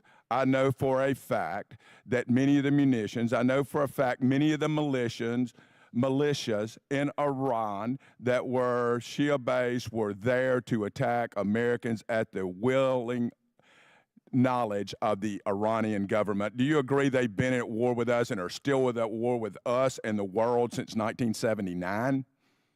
Of course, for 47 years from Beirut to Baghdad, Iran has sought the most dangerous weapons in the world to try to achieve death to America. And if they were to get the most dangerous weapon in the world, a nuclear weapon, they would most certainly use it, which is why this is at the level of seriousness that President Trump was willing to address it. And that's what I think so many in this body misrepresent. North Korea is the lesson. Everybody thought North Korea shouldn't have a weapon. Under the Clinton administration, they gathered so many ballistic missiles that their ballistic missile shield allowed them to blackmail the region and the world to say, we're going to get a nuke and you can't do anything about it. Under this administration, them weakened by the 12-day war and what happened with Midnight Hammer, the president made a bold choice on behalf of the American people to say never will Iran, with their view of death to America and death to Israel, have a nuclear weapon, because if they have it, they'll use it. And he's taken that bold action in a way I think the American people, when they understand the nature of that threat, and they do, they support it. Chairman Caine, wow, I've been around a long time. Can any other military in the history of the world pull off Venezuela, Midnight Hammer, and Epic Fury the way that our great warriors that defend and project power for our nation? Are you aware of any other nation in the history of the world that could have done that? I'm not sure, and I remain very proud of the Joint Force. I'll also say that we're a learning organization, and we're going to continue to look at the things that go right in any operations that we're tasked to do, and we're going to get better every day. So we do not want to sit on the successes and assume future successes. We owe it to the nation and to the citizens to constantly improve no matter how well something goes. So I'm incredibly proud of the Joint Force. That said, I'm even more proud when they come back after that. They go into a team room and they start debriefing to make sure that we do it better next time, whatever it may be. And my final point, I just want to talk about what a stroke of genius it was, greater than I would have thought, to blockade the ports of Iran. And that blow economically to their entire economy and to their leadership and everything else, it's going to take a little bit of time to play out. But that was so smart because it is more effective than any bombs, and those bombs were effective in Midnight Hammer. They continue to be. But until we kill their will to create a nuclear weapon, they will always be a nuclear threat because they've advanced far enough along. But that blockade was so important. And it amazes me now we're crying about high gas prices when they were $2 a gallon more just 4 years ago or 5 years ago under the previous administration. And with that, I yield back. Gentleman yields back. Chair now recognizes the gentleman from California, Mr. Caine. Thank you, Mr. Chairman. Secretary Hegseth, tomorrow is 2 months since the war has begun.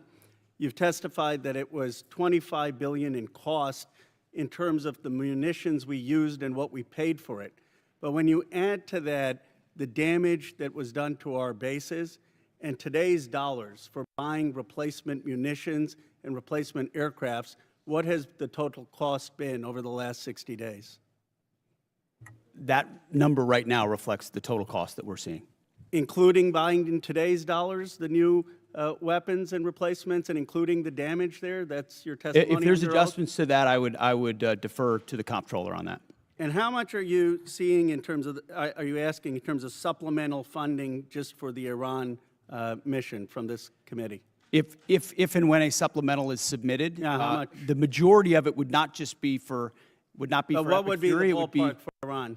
munitions related to the entirety Just of a what number, we want to sir. get done. A number, what would you submit? What are It you would be requesting? within on Iran, it would be less than $25 billion, but there's a lot more we would ask for beyond Well, just Iran. you're saying it's considering- $25 billion. Okay, I would just, if you Okay. come back, you want to revise those numbers, because all the experts are disagreeing with you when it comes to today's dollars and damage, but you can revise it. How much did it cost American taxpayers in terms of the strike to the Iranian school where kids were killed? Do you have that number in terms of the missiles we used? As I've said, that unfortunate situation remains under investigation. You don't know how much it 15-6 costs the investigation, but I taxpayer? wouldn't tie a cost to that, to anything. It's a reasonable question, no, sir? I mean, our taxpayer money was going there. Do you know how much it will cost Americans in terms of their increased cost in gas and food over the next year because of the Iran war? I would simply ask you what the cost is of an Iranian nuclear bomb. I'm going to give you that opportunity. I would simply ask you what you're playing gotcha questions about domestic things. I'm not. You're saying it's a gotcha question to ask what it's going to be in terms of the increased Why cost won't of you gas answer what and it costs to prevent Iran from getting a nuclear I bomb? give you that, sir. But let me. What if you would could it just cost? ask my What would you pay to ensure Iran doesn't But get a nuclear can you- bomb? Do you, What would sir, you pay? I reclaim my time. Do you not know? You had no one do the analysis of what the increased cost of gas and food on the American people are going to be?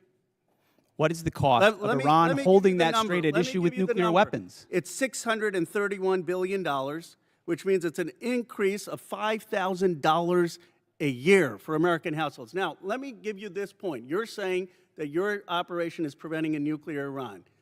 Will you acknowledge that there is an economic cost to the American people for doing what you believe is necessary to make Iran denuclear? Will you acknowledge the economic cost?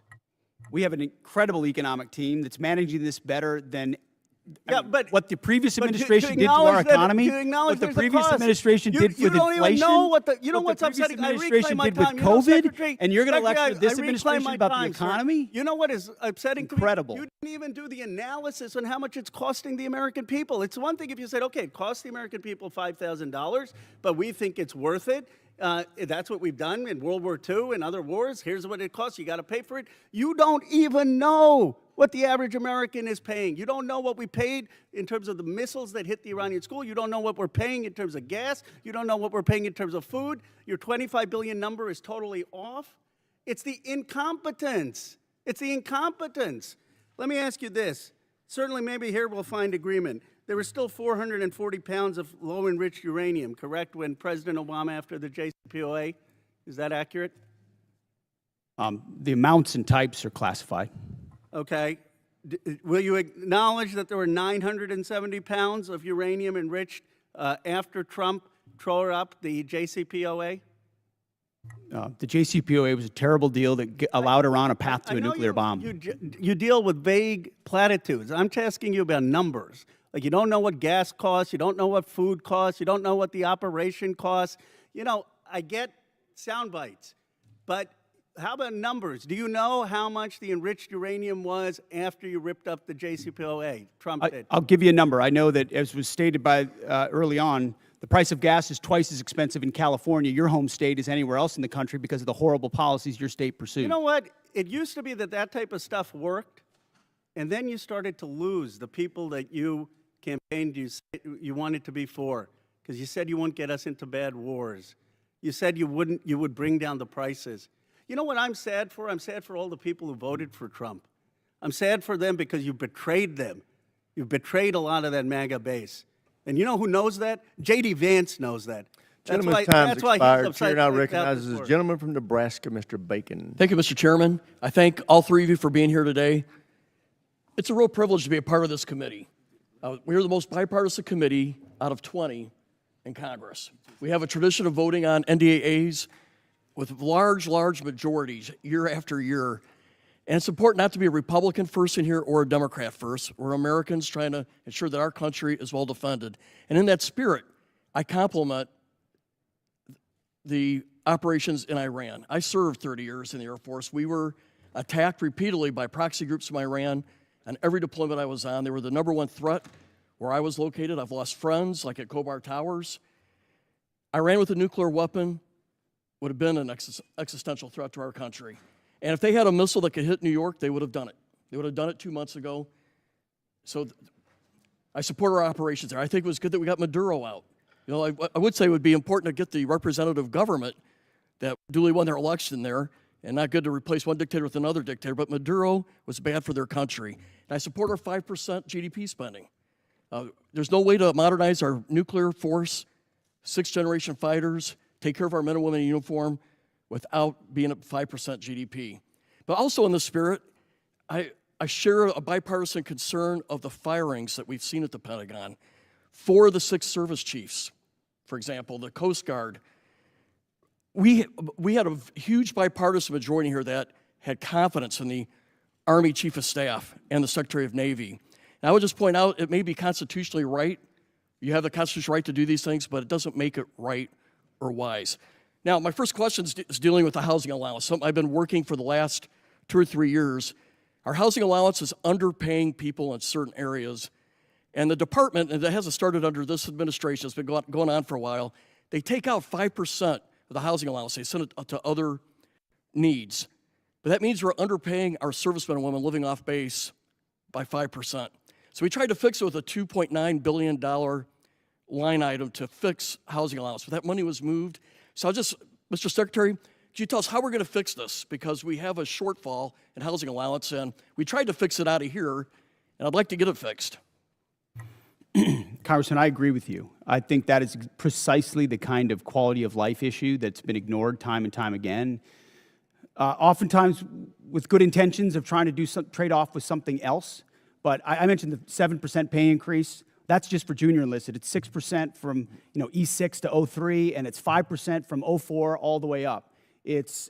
But closing that gap, TRICARE reimbursement's a big one we're going to look at as well.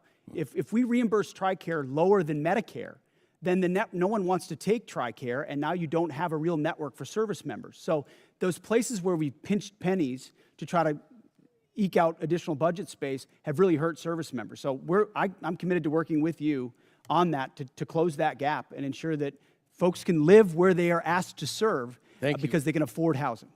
Okay, I think this has already been addressed to a degree, but I just want to emphasize we did put $400 million in for Ukraine. I asked you to execute it. It's important for most of us in here. It has overwhelming support.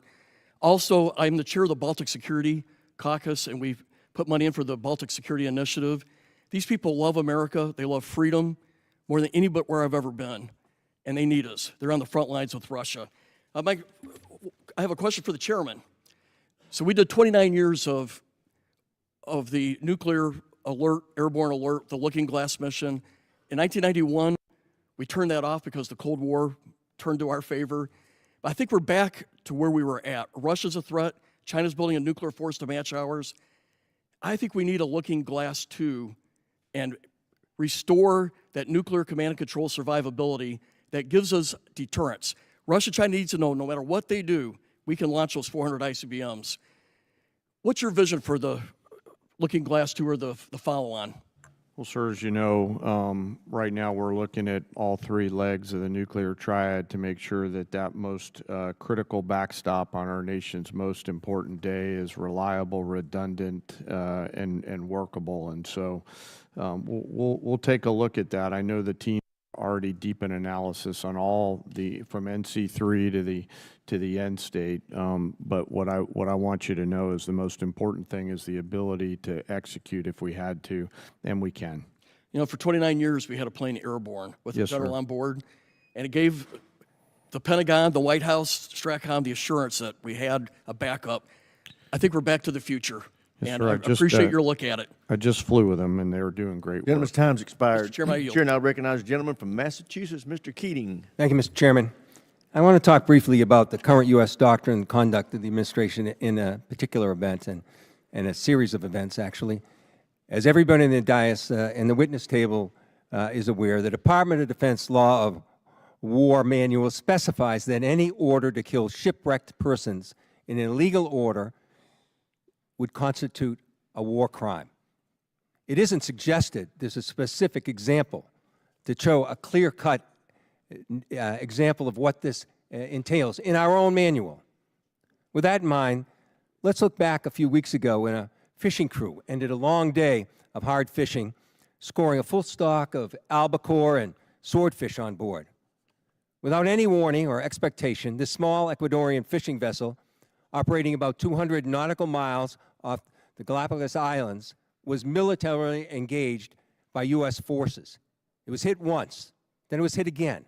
Not a warning shot, not an interdiction, 2 drone strikes.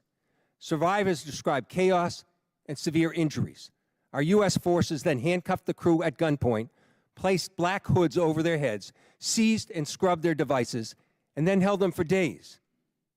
Ultimately, the crew was released, given there was no evidence to support any narco activity or any charges that may be against them. So to recap, we struck a vessel, we struck it again, set fire to it as it was sinking, and as public reports say, even drank their beer. We detained the survivors, and then we let them go. This should be eye-opening. Now let's go to another example, the double tap or 2-strike attack that took place on September 2nd in the Caribbean. A vessel was struck, disabled, and then struck again, killing all but 2 survivors that were left clinging to the wreckage. And this is the thing. We know this happened. We know how it happened. And the Defense Department still refuses to release the follow-up video of the killing of the shipwrecked survivors, even though they released the initial one to the public in major news networks worldwide. No difference in sources and methods in the 2 videos, but still not released to the public. Of course, the backlash was severe at the time and perhaps is being forgotten. An unpredictable but ignoble display of character from this administration. Fingers were pointed at one another as everyone scurried to cover, in a tacit acknowledgement that this was an issue potentially violating international law. Now, I've reviewed what's been available, the phony rationale that these attacks are about fentanyl trafficking, when we know fentanyl comes from China, India, through Mexico. Then the baseless argument that this was about narco-terrorism. You know, I don't believe a word of it. This was to create leverage for regime change in Venezuela. And now the president acknowledged that was about oil. Beyond the simple need for justice and exercising American values, it's important for us to discuss what the U.S. belligerence in the world stage means to our security, our ability to marshal cooperation with our allies, and most importantly, not to normalize these actions that could endanger the lives of our own service members put in similar peril. Let me be clear about one thing. Whether it's these particular strikes discussed here, the one that killed 11 others off the coast of Venezuela, whether it's the 178 other killings, with each of these extrajudicial killings, the administration is pirating American values. We'll continue to investigate this. We will. It'll come forward in the future. Some days that second video will be released. But we've got to stop also using our precious resources that are being taxed so heavily all over the world on actions that hurt our military. They hurt our military and they hurt our standing internationally, and they're hurting our standard here at home. I hope that we can move forward. I hope we can review whether these are justified, because I found no justification. We were given classified information on the second strike. I can't discuss it, but I must tell you, it's the most convoluted bullshit I ever heard in my life. This should be public. This is our honor. This is what it makes American a difference maker. This is what we're It's an proud incredible of with our array military. of false accusations. And I yield back my time. Gentleman yields back. Chair now recognizes the gentleman from Texas, Dr. Jackson. Thank you, Mr. Chairman. Thank you, Secretary Hegseth and General Caine and Mr. Hurst, for your bold leadership and for your time today. I really appreciate it. I can't tell you how awesome this hearing is today. It's fantastic. After from someone who sat up here for 4 years during the last administration, this is a great day. Despite some of the crazy and disrespectful comments from some in this room, the Department of War is back. Today is a win because we are discussing American power and dominance, national security, and making America great again. There may be differences in how we go about that, but at least we are not wasting all of our time talking about how to restructure the Department of War into a social experiment that appeases the far-left woke agenda that existed for the last 4 years. Thank God those 4 years of the disastrous Biden administration are done. On behalf of someone who served 25 years on active duty and almost everyone I know currently serving in uniform, thank you, Mr. Secretary, for saving the department. Okay, my question. The U.S. Special Operations Command budget has been relatively flat over the past decade, failing to keep pace with inflation and reducing the command's purchasing power by 14%. I was disappointed to see that SOCOM's FY27 budget request was only $223 million higher than last year's enacted level, dropping even further from an already less than 2% to now just above 1% of the department's overall budget. All of this comes despite being increasingly asked to do more. From 2023 to 2025, there was a 35% increase in combatant command demand for soft capabilities. And last year alone, SOCOM was unable to satisfy roughly 70 mission-specific requests due to resource and capacity restraints. Secretary Hegseth, I have appreciated the opportunity to meet with members of your team and leaders like ASW Solik Anderson and SOCOM Commander Admiral Bradley as we work to grow the SOCOM top line for future fiscal years. Can you discuss the critical role soft plays in underpinning deterrence, and do you agree with the urgent need to grow the SOCOM budget accordingly? Well, Congressman, thank you for your words, and I wholeheartedly agree. When you look at the burden that SOCOM shoulders on behalf of the Joint Force, it's incredible and it's significant. And so many of the things we have accomplished would not have been possible without the incredible leadership of Admiral Bradley, General Braga, and others inside that community and what they do. I recognize your desire for increased funding beyond what is in FY27. We have and will continue to look at that. That needs to happen.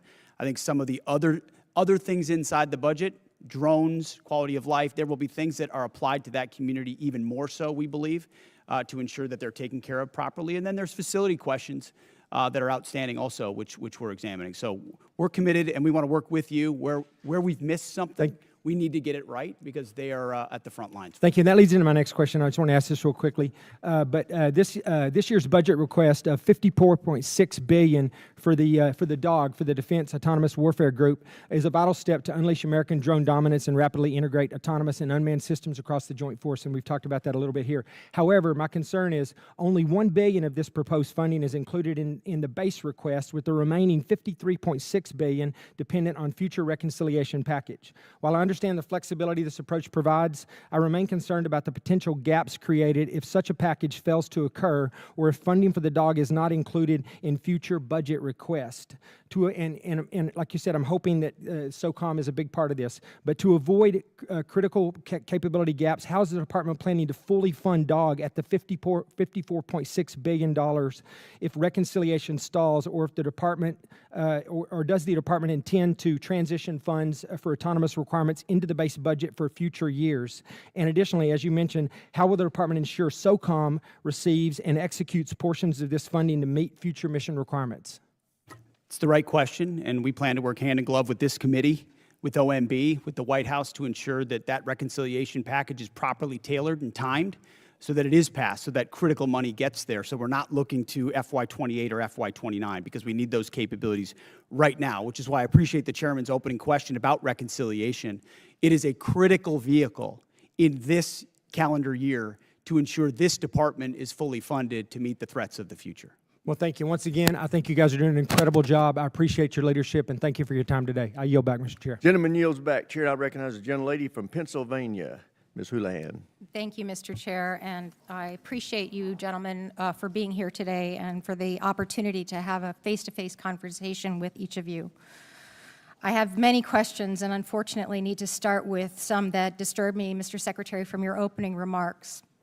In your opening remarks, Mr. Secretary, you reserved more words and more time and more vitriol to condemn Democrats than you did for Xi and for Putin combined.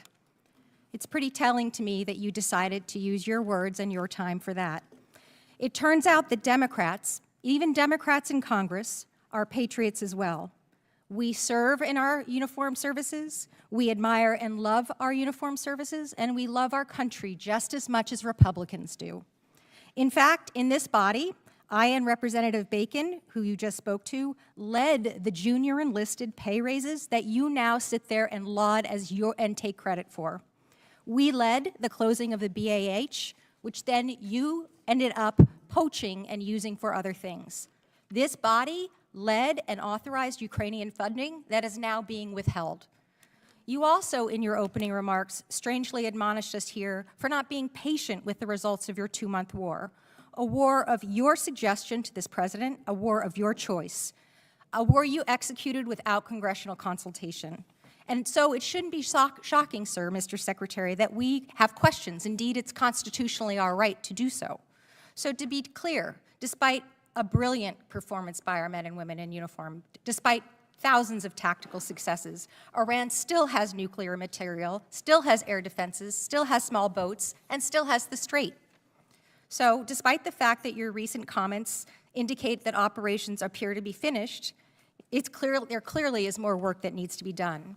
As mentioned, today is indeed 60 days. So Mr. Secretary, how many more months, just order of magnitude, do you think that you're going to need to be able to conclude operations successfully?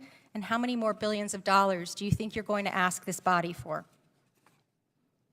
Well, as you know, and as the president has stated, you would never tell your adversary, especially once you've that is the line that you always especially use, once but you've give me an order of decimated their military and you control their 3X, strait, 4X. how long you would be committed to the mission. And the next thing that you mentioned in your opening You know remarks, that. Mr. You would never do that. Secretary, is that you called on, which astounded me, examples of the Afghanistan war, the Iraq war, and the Vietnam war. Those are stunning examples to me of something that didn't go our way. We had the opportunity to execute on those wars quite well, but we didn't accomplish any mission, in my opinion, and I think you would agree on that as well. My point is this effort is not those efforts. That's exactly it. Is this war shaping up to be that war? Because it has every We're shaping up to get the indication same and kind of earmark for Democrats we that. got in those wars who were And once naysayers again, you from the go back to beginning, parties. undermining the progress Can we of just have a troops. conversation We're 2 about the country months and the nation in. and not about parties? The Democrat Party wanted to socially Again, engineer we're the having Department of War. conversations about We've had to undo that and get it to a point where it's country capable of and not projecting party. power, and Clearly, that's you're not exactly able what to we've have done. that conversation. And So I will President Trump move has on, sir, rebuilt and it. I'm going to reclaim my time. General George, let's talk about a guy who's a patriot, somebody who every single person here in this dais and down there in that audience and out there in this world has huge admiration for. Why did he get fired? Well, as with any moves we make with general officers, first of all, I thank them for their service, and ultimately, My impression is you thanked him by a text or a phone call. You didn't even do it to his face. out of respect for these officers, we never talk about the nature of their removal, but every one of them, including myself, knows that they serve at the pleasure of the president. Him? Ultimately, out of respect to these officers, we don't reveal it. However, I will note, it's very difficult to change the culture of a department that was been destroyed by the wrong perspectives. So with the you same think General officers that were George there. destroyed a culture? There are many, we've gotten rid guess of it many just looks general to me officers as in if this you're being- administration you because have we no need new answer, leadership. Sir. You have no way of explaining why you fired one of the most decorated and remarkable men who's We ever needed served new this leadership. nation. That's And my so answer. your answer is a very immature way of responding to my request. My next question has to do with my remaining time about the fact that there apparently are orders that you've recently given to the Navy to detail officers to command billets in special operations where they, the people who you're detailing, have already received bad performance reviews. They've received negative fitness reports. Is there a truth to that statement, sir? I'm not aware of what you're referring to. Have you ever ordered the Navy to add officers who never screened for Special Operations Major Command to the promotion list for flag officer?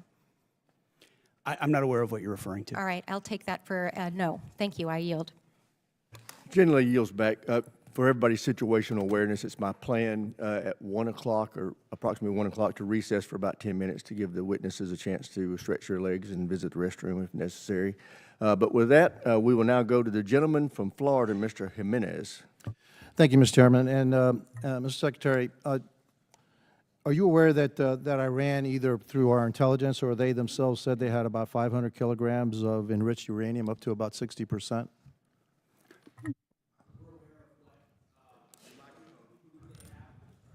We're aware of what they have or what they believe they have and what we know they have, but all of that is classified. Fair enough. And if indeed they had 500 kilograms of enriched uranium, how long would it take it to weapons grade? Quickly enough that it's a serious national security problem for the United States of America. that If should I be dealt said with. days or a few weeks, would that be inaccurate? You might be somewhere in the ballpark. Okay, thank you. Actually, you can just get that from ChatGPT. It'll give it to you. Okay. So so it's not that classified. All right.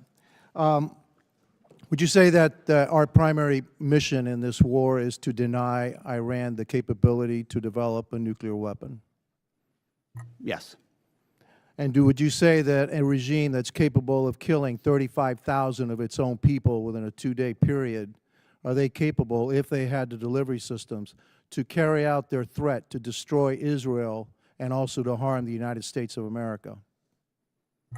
Any regime willing to kill 35,000, and we think it might be more, 45,000 too. of their own citizens in cold blood, would most certainly be willing to use the most dangerous weapon in the world, especially as history teaches us, when a nation says they will do something, you ought listen.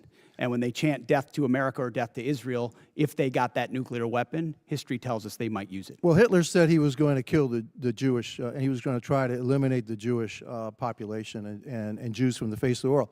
Nobody really believed him, but he really tried to do that. So when somebody tells me for 47 years that they want to kill us, I think I'm going to take them at their word. And so would you also agree that now another goal of ours is to make sure that Iran never blockades the Strait of Hormuz, never has control of the Strait of Hormuz? Would that be an objective of ours?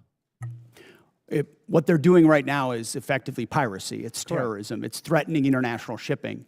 And our blockade is signaling to the world that we actually control that strait. And I would ask this committee, what would this effort look like if Iran had nuclear weapons? Imagine if not Iran had nuclear capabilities, what they would do to wield over any advantage they have, from proxies to funding international terrorism. Mr. Secretary, also, not only would they do that, but imagine if we had not become energy independent. Under the previous administration, they were hampering our ability to be energy independent under the guise of the Green New Deal, which is insanity, by the way. I'm going to go back a little bit in history. We were bombed, Pearl Harbor was bombed on December 7th, 1941. Do you know how long it took for the United States to have its first major victory in World War II? In the Pacific Theater? Number of years. No, it was actually 6 months. It was the Battle of Midway, all right? It was a turning point of World War II. Could you imagine if we had had the same Democrats asking then Secretary of War, all right, gee, it's been 2 months, okay, and we haven't won this war yet, back then. We didn't win a major battle for 6 months.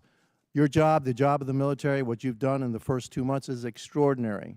And so, again, for a couple of final questions. Do you know how much money we spent on Ukraine? Helping Ukraine? Under the previous administration? No, right now, up to now. Upwards of $300 billion, $350 billion? You're probably right, about $300 billion. And yet I don't hear anything about, gee, how much money have we spent on Ukraine from the other side? The difference between them and me is this. I support the United States and their efforts to help Ukraine against a dictatorial, aggressive power like Russia, which is our second greatest adversary. But I also support our efforts to make sure that Iran never has a nuclear weapon. And so you'll always have my support, and I'm pretty consistent in that. I also support our efforts in what we did in Venezuela. We still have to go a little bit further because that remnants of that regime are still there. And we need to provide freedom for the people of Venezuela. And also, one thing, for me, I guess what I'm looking for in this war with Iran is to make sure that Iran never has a nuclear weapon, that we have established an inspection protocol to make sure they never get a nuclear weapon, and that we control the strait, and they never can control the strait. Gentleman's time's expired. Chair, now Thank you. recognize the gentleman from Colorado, Mr. Crow. Thank you, Chairman. Mr. Secretary, I want to go in a little bit different direction. Timothy Parlatore served as your private attorney, correct? Correct. And Mr. Parlatore also served as private attorney for President Trump's campaign, correct? I'm not privy to every professional position that he's held. Well, I'll help you out. He did. And you appointed Mr. Parlatore as your senior advisor, correct? He does reserve duty on behalf of the Navy. His title is senior advisor. You gave him that title, correct? And I would count him as very much an advisor of mine. Yep, he travels with you, correct? Tim Parlatore has been a long-term friend. He's a great patriot. He travels with you. That's not what I asked. I reclaim my time. He travels with you, doesn't he? He travels with you, doesn't he? Correct? There's public Instagram that shows this. Just say yes. Yes, of course. Okay. He sits in meetings with you and advises you, doesn't he? He sits in some meetings on occasion. Well, he maintains a desk in an office in the Pentagon, does he not? I'd have to check. You don't know? It's a big Pentagon. You directly commissioned Mr. Parlatore in the Naval Reserve as a Navy commander in March 2025, did you not? I was very proud to do so. And when you did, because he's a Navy Reserve officer, he didn't have to go through the PPO process, the White House Presidential Personnel Office, right? He wasn't vetted by a White House PPO. Uniformed service members don't get vetted by The answer is yes. He didn't have to be vetted by a White House PPO. He didn't go through the Senate confirmation process either, did he? The answer is no. I don't know what you're getting to, but Tim is a fantastic I'll tell you what American. I'm getting to. The answer is great no, work. right? He does great work. Okay. He didn't maintain a security clearance when you appointed him as special advisor. Is that right? I'd have to check. You don't know? I mean, anybody that has access to sensitive material is going to have the appropriate clearance. Okay, so when you appointed him as special advisor, he had a security clearance? You're trying to piece together a timeline. No, I'm asking a simple question. One of your special, most sensitive advisors, did he have a security clearance? No, you're playing a gotcha game like you do on TV and everywhere else. You're trying to thread together details that are connected about something else. Clearly, you're concerned about my line of questioning, aren't you, Mr. Secretary? Because you know where it's going, don't you? I think you do. So, does Mr. Parlatore represent foreign governments? He has a private law practice, does he not? From what I understand of his law practice, he does a lot of great work for service members in the military and other. He maintains a private law practice. Does he represent foreign governments or foreign persons in that private law practice? I don't know. You don't know. Somebody who's sitting in your meetings, a special advisor, you don't know. Does he represent any senior officers who are currently under consideration for promotion by you or your office? The only person that makes determinations about senior officers is me. Answer the question. Does he represent senior officers who are under consideration for promotion by you? No, I'm the one that makes decisions about choosing. Does he represent them, finding Mr. senior Secretary? officers. Does he He represent doesn't them? represent anyone. He's a legal advisor and always has been. But he has clients, does he not? He's a legal advisor to me on reserve duty, and he always has been, and he does a fantastic job. Is it true that Mr. You're playing a Parlatore was losing hand, removed? whatever you're I trying to reclaim my play here. time. Is it true that Mr. Parlatore was removed from an investigation by the White House last year? I don't know what you're referring to, but not that I'm aware of. You're not aware of it. Was it true that you were also removed from that same investigation? The answer is yes. No, not that I'm aware of. You're not aware of it. That's interesting. Well, is it true that Mr. Parlatore disparaged President Trump? I don't know what you're referring to, but no. Is it true that Mr. Parlatore was accused by President Trump and his lawyers of lying?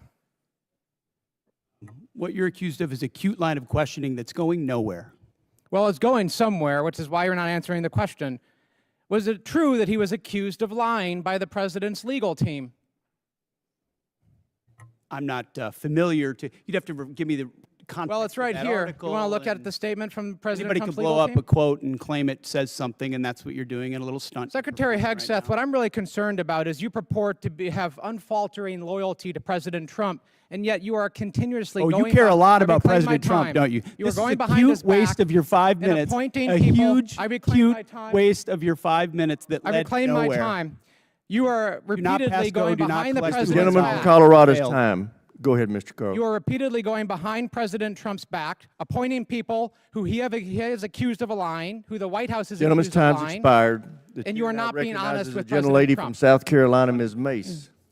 Thank you, Mr. Chairman. Thank you, Mr. Chairman. I request unanimous consent to enter a number of documents into the record. The first of which is a statement from Corey Mills, First Sergeant, stating his forms and accounts of his military service are falsified. The second document is a picture of Corey Mills wearing a Bronze Star from 2019 before he ever got a Bronze Star. The third document is a document that conveys a Bronze Star medal and his life-saving care to the wounded, and according to the soldiers who were there, they said it never happened, according to the men who were there. The next document is a transcript of a conversation I had with Brigadier General Arnold Gordon Bray, who confirmed that he did not review, did not read, did not physically sign the form DD, I guess 638, form 638, that Mills submitted for a Bronze Star. And to be candid, he said, quote, "I didn't look at it." I asked to review the email that he sent to Mills' staff about authorizing his signature for a form he did not review, and he said that he would not share it with me. That's a future subpoena. I would like to enter to record a picture of Corey Mills, who says this is the second time he got blown up, but what he wouldn't tell people that the blood on the pant leg in this photo is the blood of Sergeant Ray. It is not Corey Mills' blood. In the same series of photos he shares when he said he was, quote, blown up, are images of a Humvee that exploded with severe damage. That is not his Humvee. His Humvee purportedly was 50 yards away and suffered no damage and was not blown up.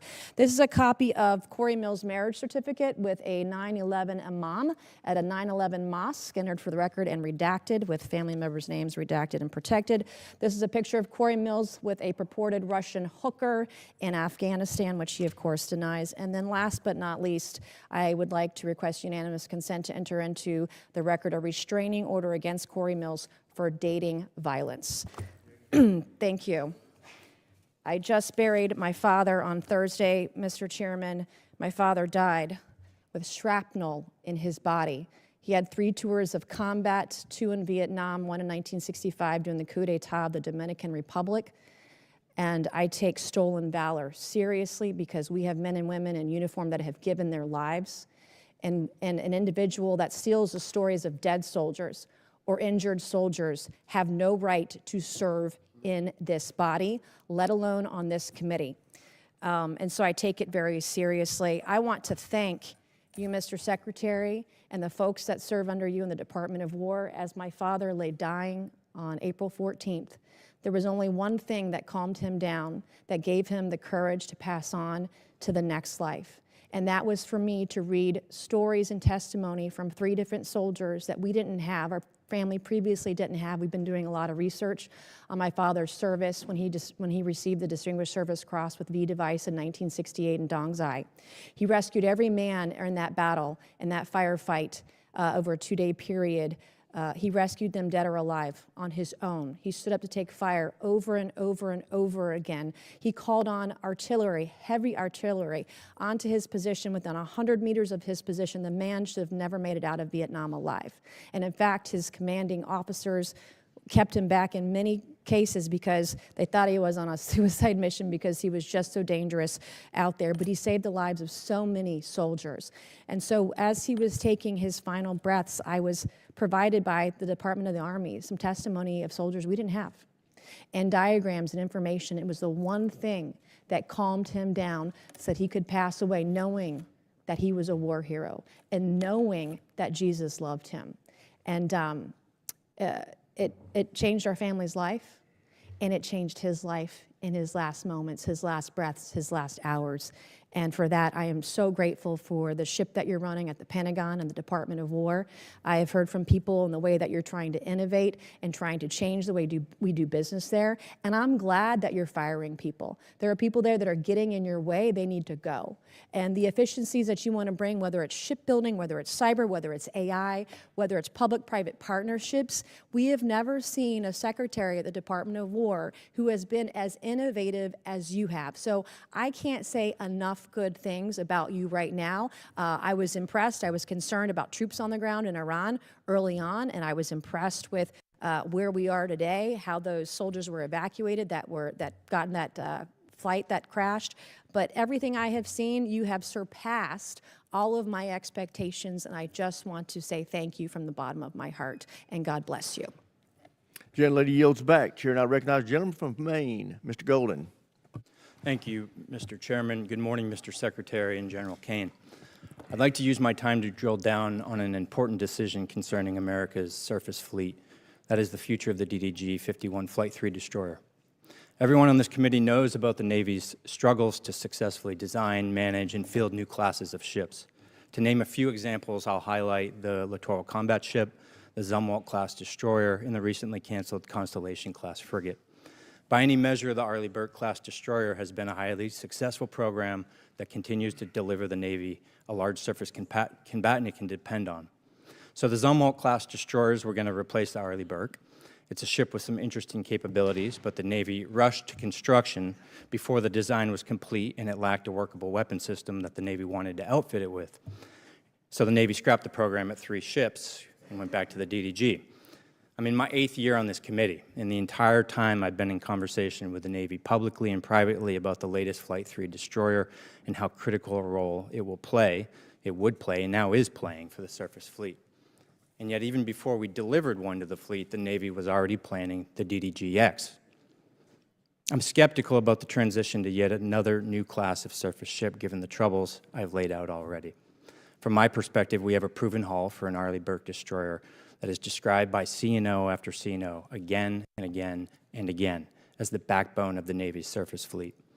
But now I'm even more skeptical.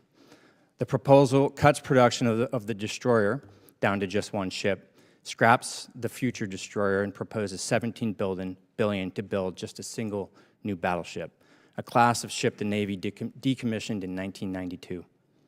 Mr. Secretary, when you visited Bath Iron Works, you discussed this budget proposal with shipbuilders. You said, quote, "We're maxing out on DDGs. It's a workhorse, and it's a damn good workhorse." You were right about the DDGs. They are a workhorse. They're cost-efficient, deadly effective, and feared by our enemies. And I'm wondering why would we move on so quickly from a relatively new Flight 3 destroyer that's the gold standard for ballistic missile and drone defense capabilities. It's a ship that's proven itself time and again, recently in the Mediterranean, Persian Gulf, and the Taiwan Strait. I understand the Navy wants to field hypersonic missiles, but look no further than the 3 Zumwalt ships that the Navy has in the fleet that have been refitted with vertical launch tubes capable of delivering hypersonic missiles at a great payload at over 17,000 miles this year. Perhaps what's most troubling to me is that the battleship plan proposes moving at a pace that is, I think, extremely dangerous, or just high risk, low reward. To begin construction so quickly, breezing right through design. It's well documented that expediting design and preemptively moving to construction is the greatest recipe for failure. This represents an unacceptable cost to taxpayers if it fails, and leaves America less secure and our Navy less prepared. I understand the proposed battleship was a bit of a dream child of the recently departed Secretary of the Navy.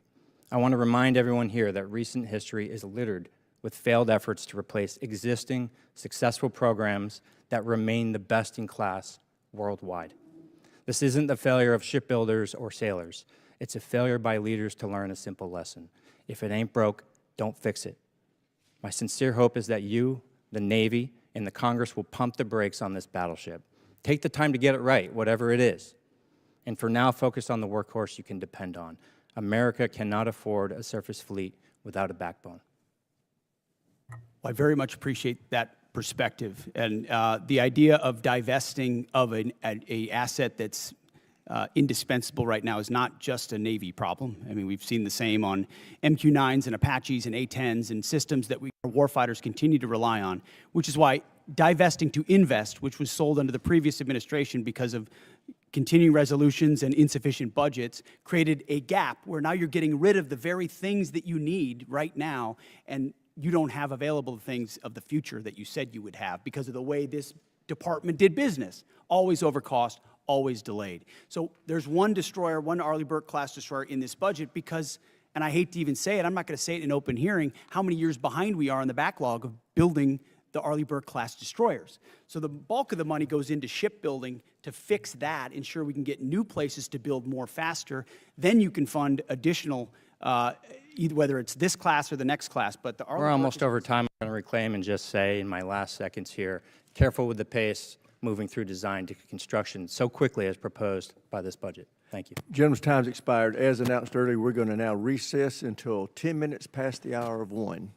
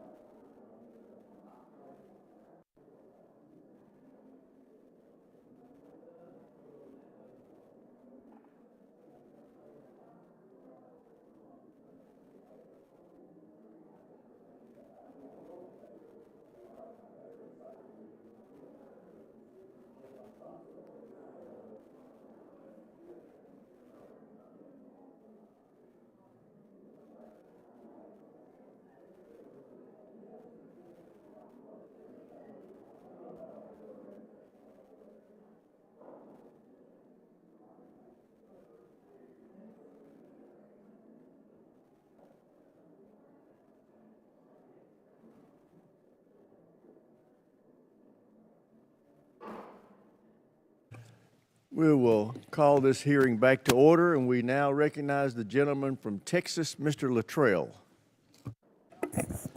Thank you, Mr. Chairman. Mr. Secretary General, thank you for your service and your continued service to this great country. Mr. Secretary, a few weeks ago, our Commander-in-Chief, the President, signed an executive order over research on psychedelic medications, hovering over the veteran space as well as active members. Could you, and I know you're aware of this, and the health and well-being of the service members and the veterans is very near and dear to my heart. We lose over 6,000 veterans a day. A year. I would love to see that trajectory go to zero. Can you, at a high level, is the Department of War interested in kind of coming in with VA, HHS, NIH, and pushing this type of research? First of all, thank you, Congressman, for all the work you've done on this. There's no more passionate advocate for them, and it was great to see you in the Oval Office with your brother and with so many other SEALs who are saying, hey, this option saved my life or gave me a new lease on life. And I've heard that time and time again based on that particular approach that the President has approved through the EO. And I think our department has shown a willingness to be flexible and look at new options and new alternatives. And I think if you talk to Secretary Collins at the VA, the partnership we've had is as deep as any partnership between the Department of War and the VA has ever existed. So we've got regular meetings between us as secretaries, but also our chiefs, and then down into the committees to ensure the flow is consistent. But if there's something that the VA is doing that we should be looking at that enables our service members to be better at their job, we're going to entertain it. So thank you for your advocacy on it, and we'll take a look at it. Thank you very much. And it excites me that the two entities, one couldn't exist without the other. Our veteran. I've had the opportunity to not only travel the country, but travel the world and visit our troops, either OCONUS or CONUS. And I have to say, sir, the morale, the well-being, just the sheer excitement our service members see and how they're acting today, it kind of takes me back to our generation, if you will, just to see that kind of that forward momentum, that intestinal fortitude kind of glows on them. And I think that's a direct correlation to your leadership, sir, as well as the President. Can you, from your perspective, I'm assuming you're seeing the same thing. And I think that blue line that needed to be popped got popped, and our service members are absolutely leading from the front, and the world has noticed. Tell me I'm not seeing that just from my own eyes. No, you're not, Congressman. And I meant this when I said it. I would encourage every single member of this committee to talk to lieutenants and captains and majors and colonels and sergeants and staff sergeants and sergeants major and specialists who are doing the job right now on the front lines or across the country, and they have seen a sea change in the environment and the morale and the spirit in their formations. And it isn't some secret sauce. It's don't treat us as a petri dish in your social justice exercise or your social engineering approach. Just let us do our job. Let us get back to basics. Let us train. Let us choose people and elevate people simply on merit and merit alone. That's motivating for people. That's why they join. That's why they do really difficult things like you did. And are away from their families for a very long time. They want to defend their kids and grandkids, but they don't want to have distractions and debris on the inside. So when we talk to them, they are so grateful for the fact that we're just getting back to the basics of readiness, training, accountability, discipline, warfighting. Commanders, squad leaders, you name it. And to those watching across the country, ask folks who have served, who've been in it, how they view it. And they see it under President Trump's leadership fundamentally different. And we haven't even talked about the border, which is now secure. I mean, there's the recruiting successes, the fitness and combat standards that have been restored. We're treating everybody at the same level. Sounds like basics, but it all translates into morale. And then morale translates into readiness, and that translates into capabilities. And then when you have a commander-in-chief that unleashes them, it turns into mission success. And then the world pays attention to what the American military is capable of doing. And it's on the shoulders of leaders like you who did it in previous generations, and we're simply doing it again. So thank you for your leadership. Thank you, Mr. Secretary. And for everyone in the room that's in uniform, God bless each and every one of you for your service, as well as your families. Mr. Speaker, sorry about that. I thought you liked me. I did. I'm sorry. That slipped. Gentleman's time to Chairman, I yield expire. back. We now go to the gentlelady from California, Ms. Jacobs. Thank you, Mr. Chairman. Mr. Secretary, as you know, I represent San Diego, the largest military community in the country. Right now, as we are speaking, 2,500 San Diego Marines are off the coast of Iran. Many, many other San Diegans in uniform have gotten 48-hour deployment notices. So this war in Iran is not theoretical for me or for my constituents. It's deeply personal. As you also know, on Easter Sunday, President Trump threatened to destroy Iran's bridges and power plants, writing, quote, "Open the fucking strait, you crazy bastards, or you'll be living in hell. Just watch."